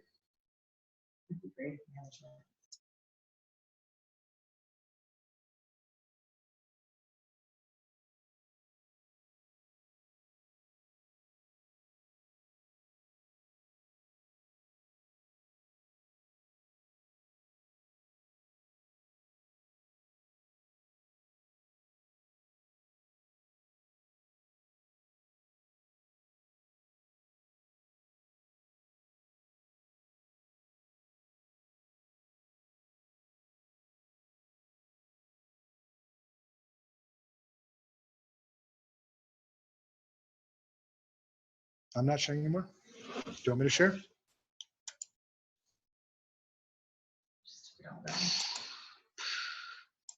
Sweet. It just gives permission to your user. No. See my laptop. Talk about authentication. I'm not going to disclose that. Yeah. So management not enforcing rules. Well, at the end of the day, we're tied by what they're going to allow us to do. And so if they're not going to do it, sign off on the risk and we'll move on. That's why we force so hard on people that assessments, there's risks that come out of that, and somebody has to make those risk decisions, and it has to be management. If you want me to make the risk decisions, well, I'm doing all of this, right? We're mitigating everything, avoiding half of it, right? So we're going to stop doing half of the stuff that we do, and we're going to So you don't want me to make those decisions, but you know, we have those tough discussions too with management pretty regularly. I just sent an email today with clients. You saw that one, didn't you, Matt? Were you on that email that I sent today? Yes. Yeah. Yeah, I was. Basically, you have six steps, and like do them. It was pretty heavily, but you know, whatever. Yeah, I'm preaching to the choir. Right, but do you want me to talk to your management? Do we need a tag team it? I'll go in. I would They love- do, they need help. Unfortunately, help. I'm not the one who Is it still? gets to make that. Is what's his name still? Robert? Is he still there? Yeah. Is he a hindrance to this? We have this discussion a lot because we have different risk appetites, and I keep telling him that it's not ours that matters. Oh, is he accepting It's risks? management. No, I would accept more risks than he does because I would let business get business. Okay. And at the end, it's up to management's risk appetite, but they won't tell you. They haven't, at Klein, it hasn't been made very clear. She said at anonymous company. She didn't make it very clear. It's better that you said it than me. So it's frustrating because you're trying to figure out what you should be doing when you know what's right, but you know, Yeah. management doesn't give you their definition. No, right. Yeah. Just another board meeting. Go to the board meeting. Pick it. Just stand I'd rather outside. get on the other side and wait for them to. What's hire that? me. She'll be there forever after these suggestions. Yeah. Go to the board, just. Yeah. Just Take it. stand outside their house when they get home from work. You know me, I've made my opinions very clear. Oh yeah. Yep. All right. Subject and objects. This is review again, but it's here again. So if you see it twice, it's probably really important to get these concepts down. Subject is an active entity on a system, not necessarily always a user. It could be another process affecting another process. So people accessing data files are obvious subjects. Running computer programs, DLLs, Perl scripts, things like that that are updating other things. Those are active object or active entities. So those would be subjects. Object is a passive entity. You know, databases, text files. They don't manipulate. They're just passive. Those are really important when we talk about access control stuff. Primary models that we'll need to know for the test: discretionary access control, mandatory access control, and non-discretionary access control. Also, role-based access control fits. It's a non-discretionary access control. Don't think of one model as obviously as being any better than the other. The one that we see every day, because we're private sector folk who like making money, is the discretionary access control. Right? In the government, the predominant, depending on the type of system, it would be mandatory access control. We try to do our little flavor of role-based access control, but it's still got that non-discretionary component to it, meaning that users, if I'm given full control to something, I can still give full control to somebody else. That's what makes it non-discretionary. So our implementations of role-based access control are not this type of role-based access control. You see what I'm saying? So discretionary access control gives subjects full control of objects they've been given access to, and then they can share those things with other subjects. A lot harder to lock down, but also more fluid, you know, the way business works. Subjects are empowered to control their data. So that's where we have data owners and data custodians and data users. And those are all formally implemented in everybody's organization, I assume. So we're good on that. Because really, discretionary access control really only works if you do number two. If you really, works if you fully implemented data classification and roles and responsibilities. Otherwise, we're all just kind of kidding ourselves, I think. That's okay. Everybody's doing it. So we're all in the herd. Standard Unix and Windows operating systems use discretionary access control. If a subject makes a mistake, such as attaching the wrong file, yeah, that's a bad thing. Loss of confidentiality, that makes sense. Most mistakes, malicious acts, loss of integrity, all that kind of stuff. You get the deal and the risks associated with some of them, anyway, the basic risks associated with discretionary access control. Now, mandatory access control, this is all system enforced. I have no, as a user of a system like this, I have no say in what I can access, what I can't. It's all going to be based on my clearance and the labels associated with the data, right? And then there'll need to be a documented need to know and all that stuff. Are you smiling because? Because I love Purple Penelope, and who are the people that Oh, get to Purple name Penelope? this? And It's actually Purple Penelope. are you serious? No. Okay. No, Purple Penelope. Purple Penelope is really old too. Where is that? Oh yeah, and Scomp. Those are. I don't know if they're still in, or not, but they've been around for a long time. Yeah, Purple Penelope, and then Lids. Lids is also kind of a poor example, but it is an example in the private sector of an implementation of mandatory access control. The subjects and objects have clearance and labels, respectively. We've seen in the government, confidential, secret, top secret. There's a number of other classifications. The subject may access an object only if the subject's clearance is equal to or greater than the object's label. And what are the other things I need to have? Do you remember this from way back when?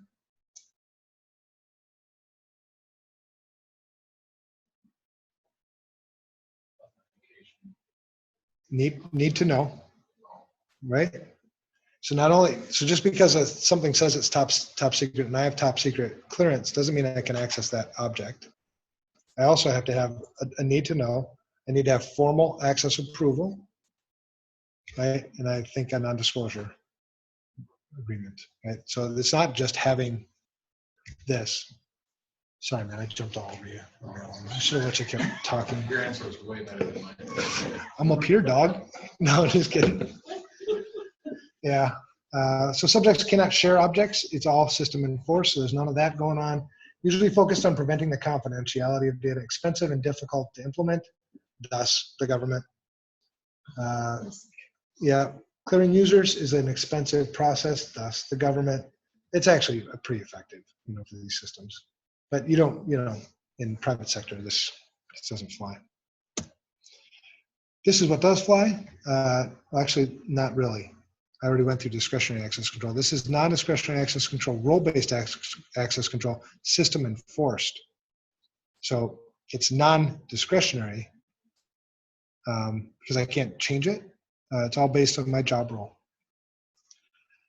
Describes how access information is accessed on the system. Subjects are grouped into roles, and each defined role has access permissions based upon that role, not the individual. There's an NIST write-up for you. If you're interested, you don't have to know the write-up or read the write-up or reference the write-up for the exam. Yeah.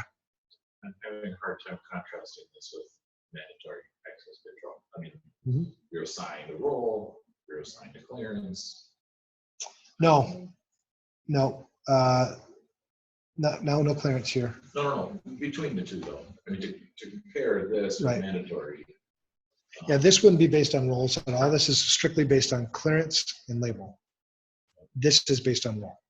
Now you might implement, to confuse you even more, you might implement the roles based on clearances and labels, but this is all role. So if you just remember role-based access control, or you might see it on the exam as non-discretionary access control, it's all based on your job role. It's not based on your clearance or the label of the object. But still locked down. There's no sharing. It's non-discretionary. Yeah. Yeah. Once you kind of get it, you get it. But yeah, I can see the confusion. I had the same issue. It just seems like you're talking about the same thing. It's just oriented. Pretty much. Does anybody else see that too? Have that same issue? Because when I studied this originally a while ago, I had multiple people had same access, top secret, whatever. Multiple people have the same role. Teller, right. The role can carry your clearance level. You may not even have clearance level in non-discretionary access control. You don't have to.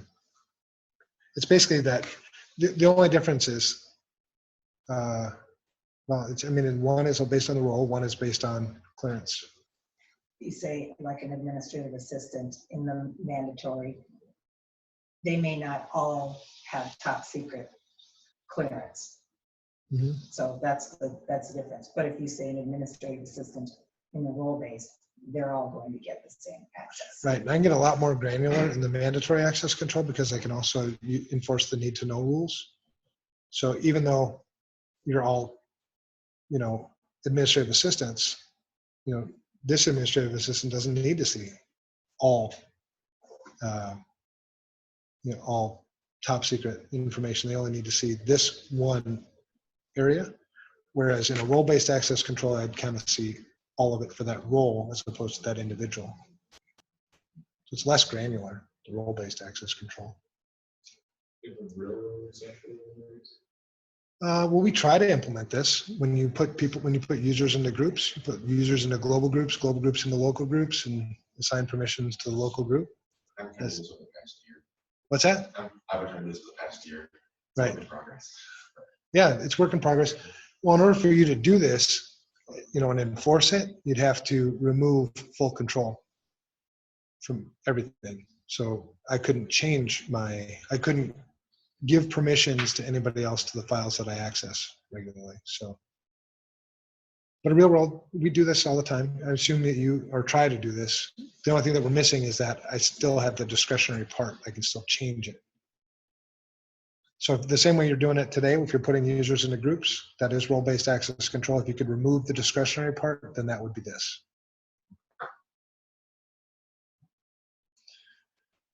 So each role separate on the system and reduces the exposure of more sensitive accounts. Non-discretionary access control because users do not have the discretion regarding the groups or the groups of objects they're allowed to access. Unable to transfer objects to other subjects.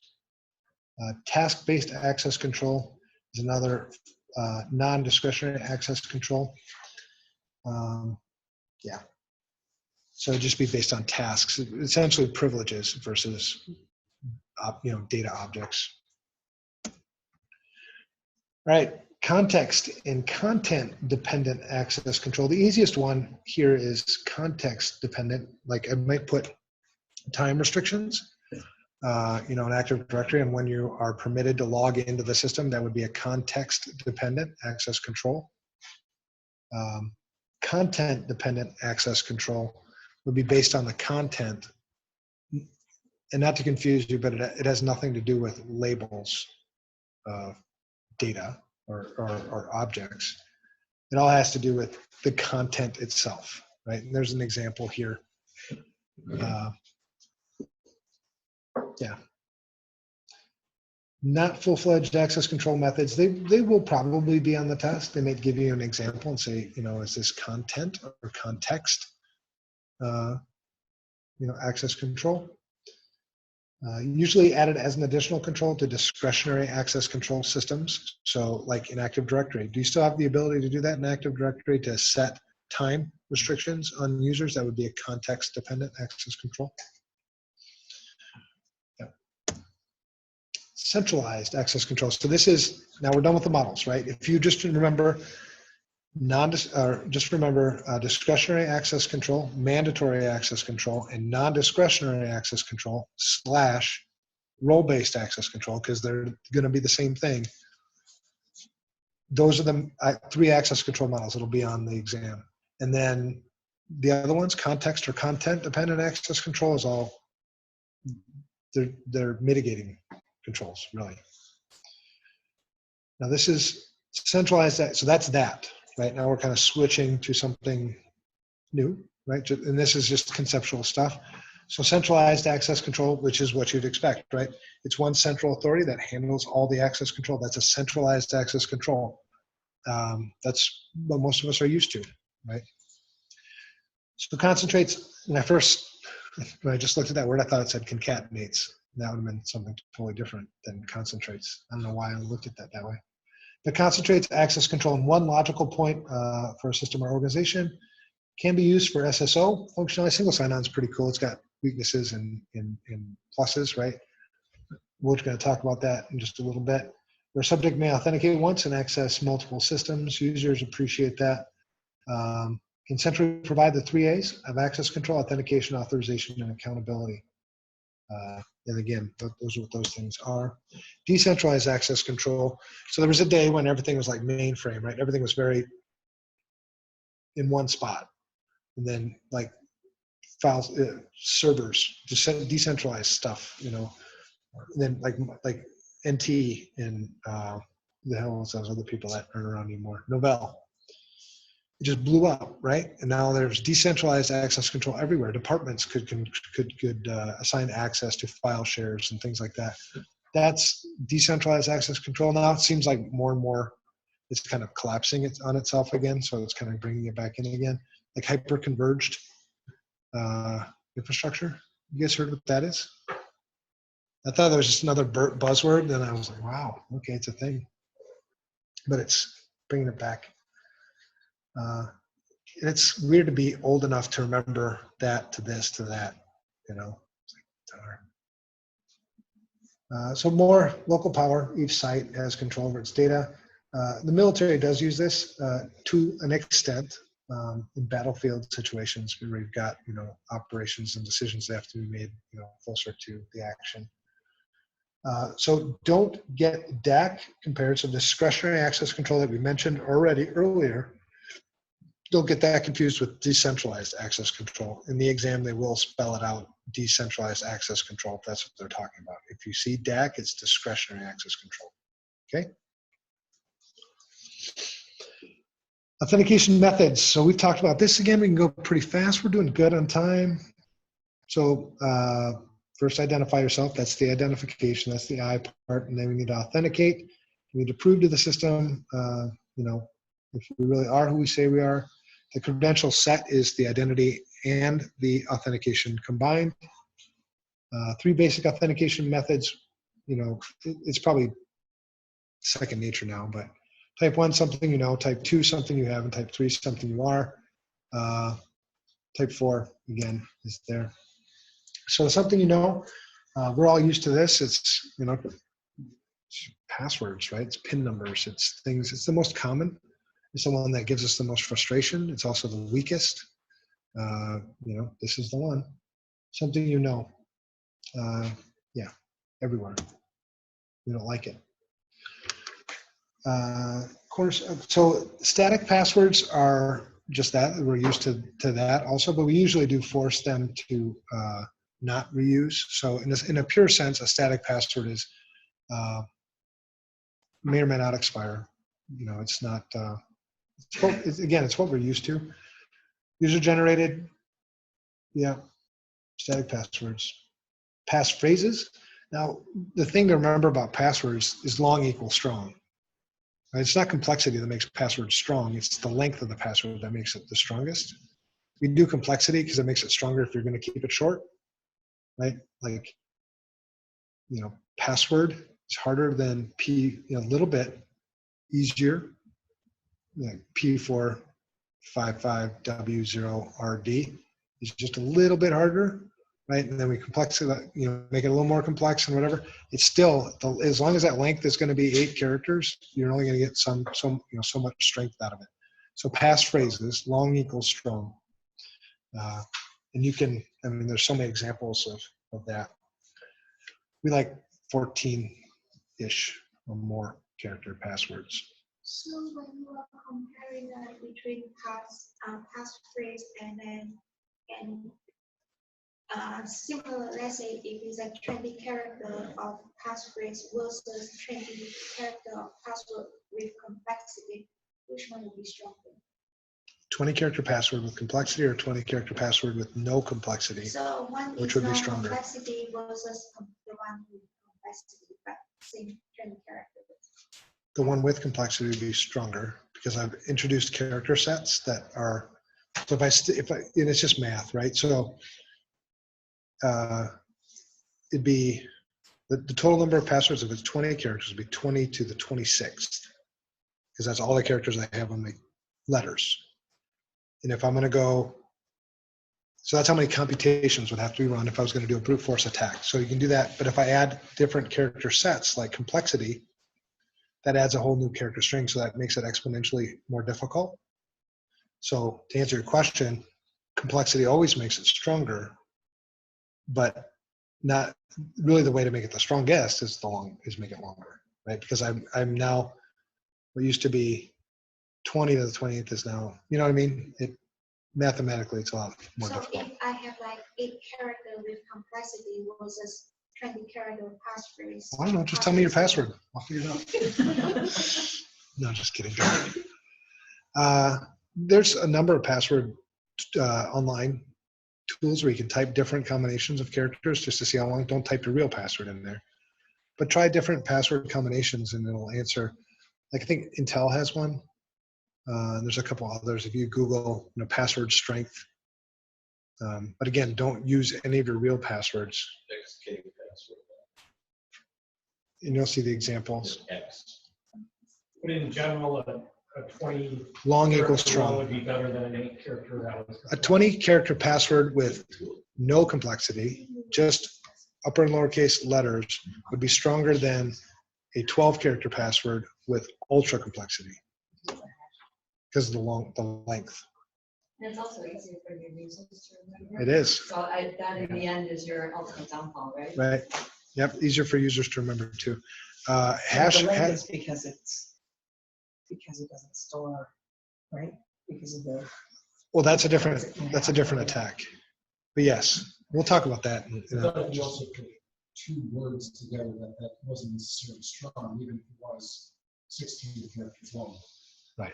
Yeah, that would be susceptible. We're going to talk about password attacks here in just a minute too. Yep, it's good because then a dictionary attack would apply, right? And a dictionary attack is always faster. Yep. But passphrases are always stronger. Whenever I preach it, long equals strong, One-time passwords would be a password I only use once, and then I have there's a new password the next time, right? And so definitely difficult to manage, but pretty secure. Dynamic passwords change at regular intervals. This is kind of what we're used to somewhat. I've got some key fobs up here. We talk about synchronous token device. This is an example of a synchronous token device. It's actually an Authorization ID just like that one. I had it in my desk, so I forgot to return it. But a dynamic password would be, it just generates, whether it's synchronous, which means it's on a clocking or a time. It's a cycle, whereas asynchronous would be more of a challenge response. So I'd get something from the server that I'd have to enter into a device and then get something to enter in back. That's an asynchronous token device. But the dynamic password is basically what's being displayed. This is something I have. So this is a second factor of authentication, not to confuse you. But the password that it actually generates is the dynamic password. Strong authentication is always multi-factor authentication. Multi-factor meaning one of the 2 of the 3. And strong authentication is not dual single-factor authentication. So if I have to log in with a password here and then log in with a password there, is that 2-factor? No, that's single-factor twice. So ways that we, password hashes and password cracking. So passwords, secure storage of passwords. We don't store passwords, we store hash values of the passwords. So if you every time you type in the same password, it'll be hashed. And then the hash will either be sent, and then the server will compare it with the hash value that it has. And if the hash is matched, then you're authenticated. So it's not the password that gets stored, it's the hash values. Hashing is that one-way encryption that we talked about before. Only goes one way. There is no key. The user logs in, the password is hashed. The hash is compared against the hash stored in the system. The hash cannot be reversed, so I can't. Now, the attacks against hashes we've talked about before, collisions. So when 2 values hash to the same hash value, that's called a collision. 2 different inputs. That would be but then one of the things that, the attacks is password cracking. So it's going through the password or the key space, trying to find when it calculates to that hash value and then authenticates, right? So password hashes for Linux systems, Etsy Shadow, only readable by root. In Windows systems, the SAM file. We can sniff hashes on networks That doesn't mean we have the password. SAM file in Windows operating system. So you can't, it's locked when it's in the Windows operating system. This is one tool. It's kind of an old one, but that you could use FG dump to get that SAM file anyway. And then you can take it offline. Now, offline and online password, you probably see this on the test too. An online password attack is a password cracking. No, if I'm doing it offline, that's cracking. What's online? I'll have to find that for you. Brute force. No, it's not the word I'm looking for. But anyway, I'll think of that. Maybe it'll be on the slide somewhere. So Cane Enable, you guys have all used Cane Enable before. It's a free tool. It's fun. Go download it. Install it in your work systems. See what you can do to your friends. Just kidding. Don't do that on your work systems. Unless it's authorized. So Cane Enable it's a tool that's been around forever. It's sort of semi-supported here and there and whatever. But it's kind of a Swiss Army knife. It's got a lot of things. This is just a screenshot of hash values. The only thing that's different in the two is one's a capital P, one's not a capital P, but you can see the hash values are completely different. Just as a demonstration of how just one character, upper and lower case, would hash to different values. Types of attacks against passwords, dictionary attacks. Dictionary attacks use what are called word lists, and it's looking for whatever's in the word list is what I'm going to try, and then I'm going to see if it hashes to the same value. What's that? All right. Packet Storm has a bunch of dictionaries that you can use. This is by far the fastest type of an attack. So this is why we don't like users to use dictionary words, because as fast as my computer can read the file is about how fast the password attack takes, assuming that your password is in the dictionary. If it's not in the dictionary, so it's limited in its effectiveness, but it's the place where everybody's going to start. Right, any attacker would start with the dictionary attack versus going right to brute force or a rainbow attack. And there's an example of replicant. There's the hash value. There's the password. That's Cane Enable. Just simple dictionary attack on that one. Brute force and hybrid attacks. So brute force attacks is going through every possible combination, looking for the same hash value. It's guaranteed to work. It's just how much time it's going to take for it to happen. And when you go to see the password strength thing, you'll see that like a 20-character password might take 1,600 years to get through that entire space, as opposed to an 8-character password where it might be 6 minutes. But they always work. Hybrid attacks are kind of using maybe using part dictionary, part brute force. There's also rainbow attacks, which you could say a rainbow and a rainbow table, where it's essentially looking at the hash values that have already been calculated and then just comparing hash values with the collision, trying to find that collision. That's a lot faster because my computer can read a file faster than it can calculate hash values. So it is considerably faster to use rainbow tables. But the rainbow tables are like multi-gigabyte files. Right? They're not just something you're going to go, like terabyte files. It's not just something you're going to go online and just download, in 15 minutes and expect it to fit on your computer. They're big tables. The good ones are. So brute force, hybrid attacks take more time, but they're always effective. Calculates the hash inputs for every possible password with the advances, obviously, in CPU. This is a very CPU intense operation. It gets faster. You can also use a rainbow table for your attacks, which is essentially a database that contains those pre-computed hash values, super huge files. And remember, you might have the super huge file and it might still take a good amount of time, and you find out that it's not even in the table anyway. So then it's load another table or just go with brute force attack. Yeah, so it's those. These are some tools. I'm not going to go into them very much. Brutus is one. You'll get the slides. These aren't going to be testable. It's just kind of if you like playing with stuff.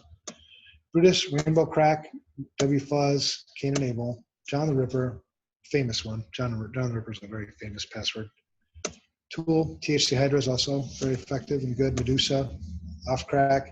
This is the free version. That's a rainbow table. It's kind of an offshoot of LoftCrack. LoftCrack is revolutionary, or not revolutionary. That's what I'm looking for. Pioneer. LoftCrack was a very early, very well used tool. It's now one that I would have to purchase, but where I would use it as an admin is I might choose to do a password audit, where I'll do my own password cracking and then find the weak passwords for users and use that as an education. So they would obviously have to change their password once I cracked it, but then I would educate them on how to choose maybe a stronger password, right? So that's really the only way to know if users are using strong passwords or not.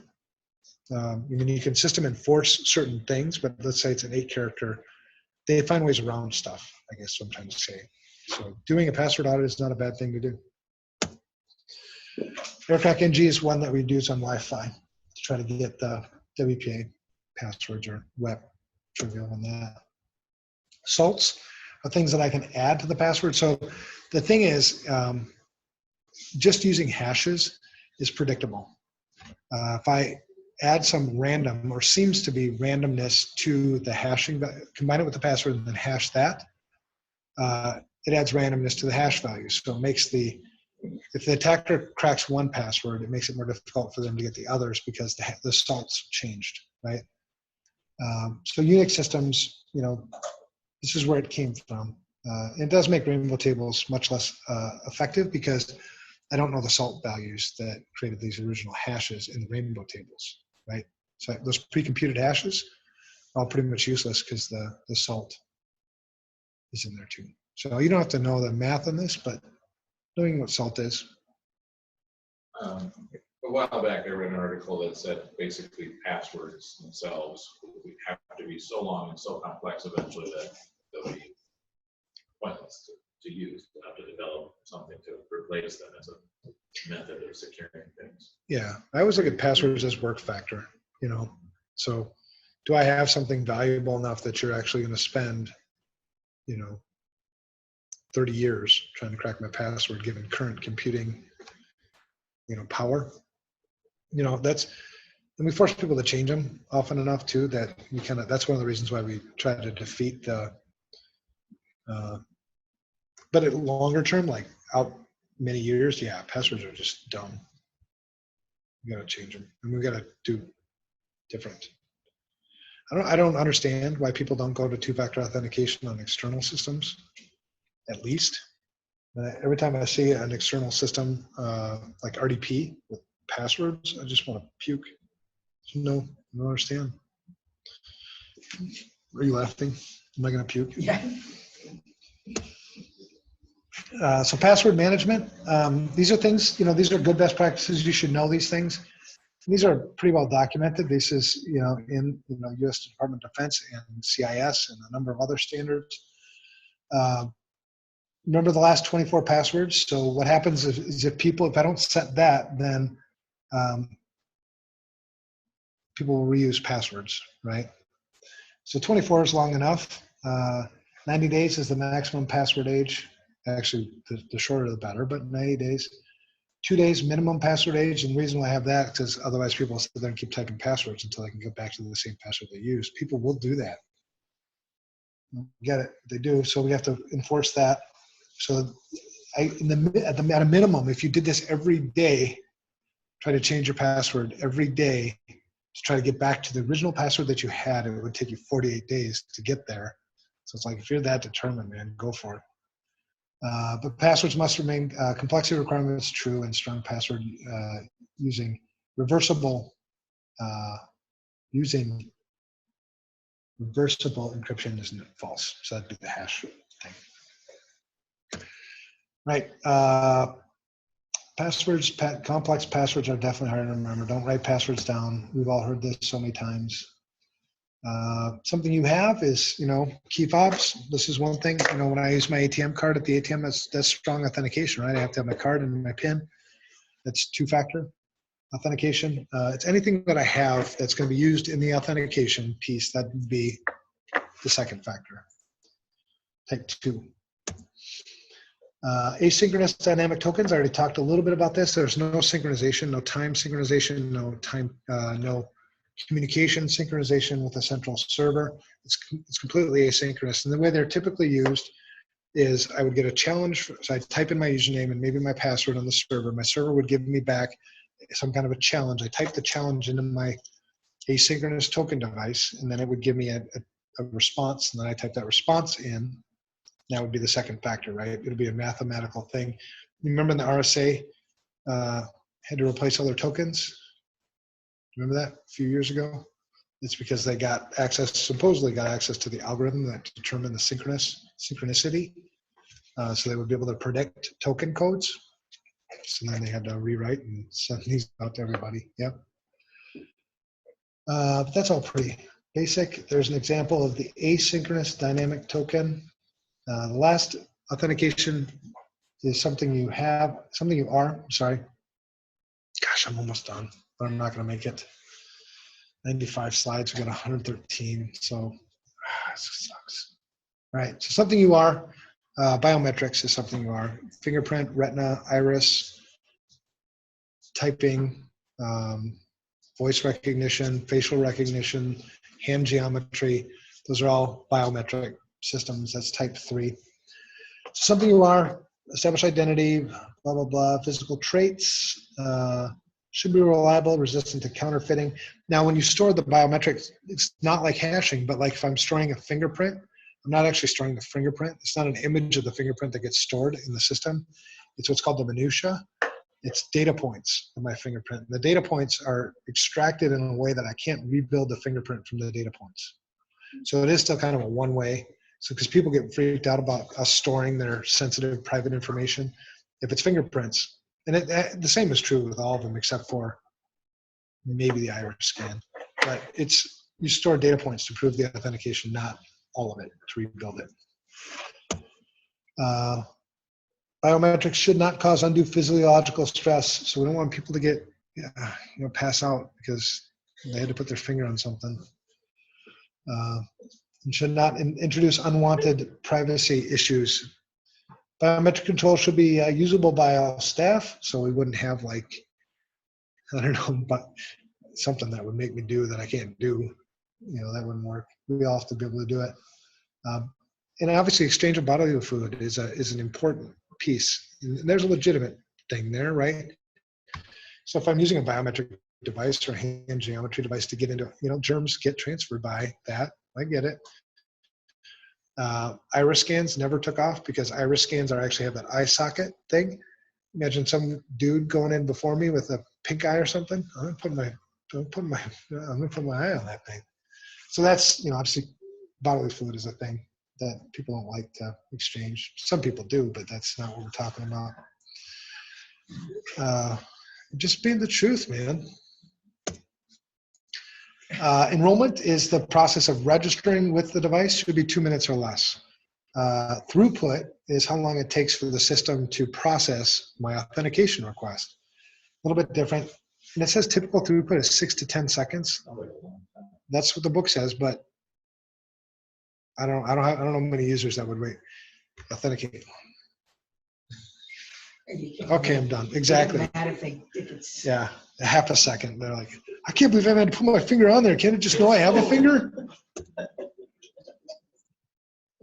So accuracy of biometric systems, we'll need this will be on the test. The crossover error rate is the accuracy of the system overall. The false reject rate is type 1 or type 2. You only saw it for a little bit. False reject rate? 1.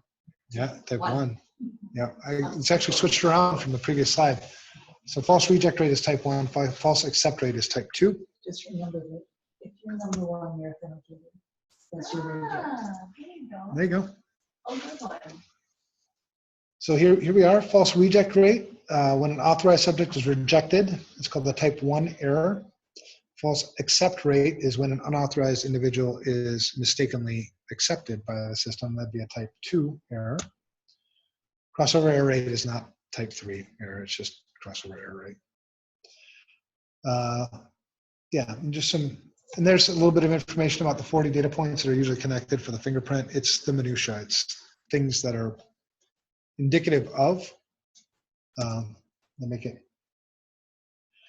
So as I change sensitivity, I would expect errors in one way or the other to go up. There's a sweet spot somewhere where they intersect at the lowest point. That may not be the place where you stay, because you may still have users that are ticked off enough that you are forced to slide it out a little bit more. At the end of the day, the accuracy of the system is measured by the crossover error rate. There's fingerprints. We all know what those are. We've all got them, most of us. It is the most widely used biometric. A lot of laptops come with them built in. I don't know if people use them or not, but yeah, we all know what those are. Wait, mathematical representation of the fingerprint minutia. That's what I was trying to talk about. Which is the friction ridges, the whorls, and the bifurcation, and all that stuff. It's the math that's stored. It's not the fingerprint. So retina scan. So this is bad. This is because the eye thing. I think I got it mixed up with the iris scan. The retina scan is the eye socket. You have to put it on there.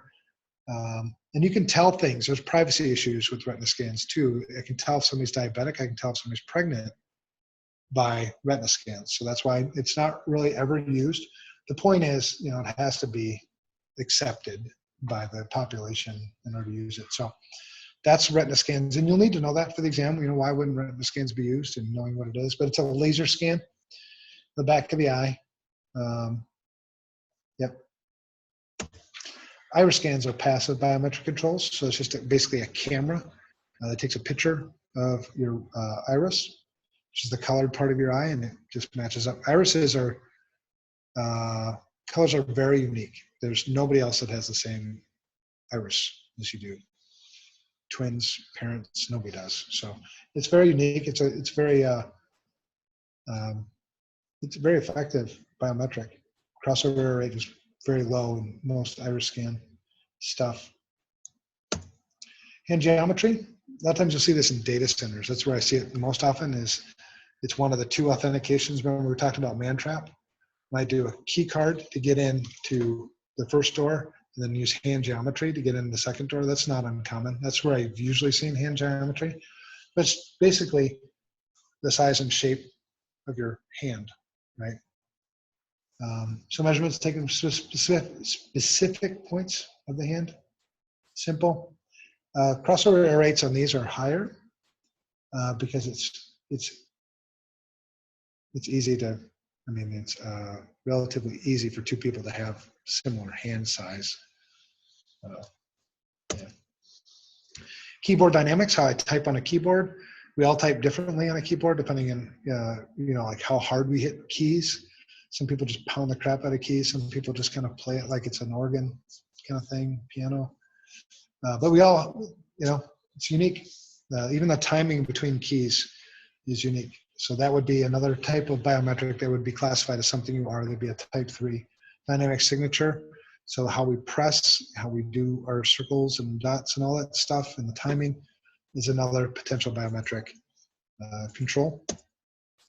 Voice print. Now this one is pretty easy to, now depending on how you implement it, if you just implement it based on my voice pattern, I can just take a recording of the voice and defeat that control, right? A better implementation of this is to have the system tell me something to repeat. So like, what's your cat's name? And tell my cat's name. And so it would get a different voice pattern every time based on the words I was using. That's a better implementation of voice print. It's not all that, I don't see them used very much. Facial scans are kind of cool, but a little freaky too. So this would be looking at the facial makeup, not the face itself, but the measurement of nose and all that other stuff. It's more widely used than it was before, but it was, very high. It was costly. And it happens on casinos, like in Vegas. This facial recognition is used everywhere there, and they're comparing it against. They have like criminal databases, but they also have databases of their own cheaters and things that are known on the strip as being, card sharks and people that are basically banned from the premise.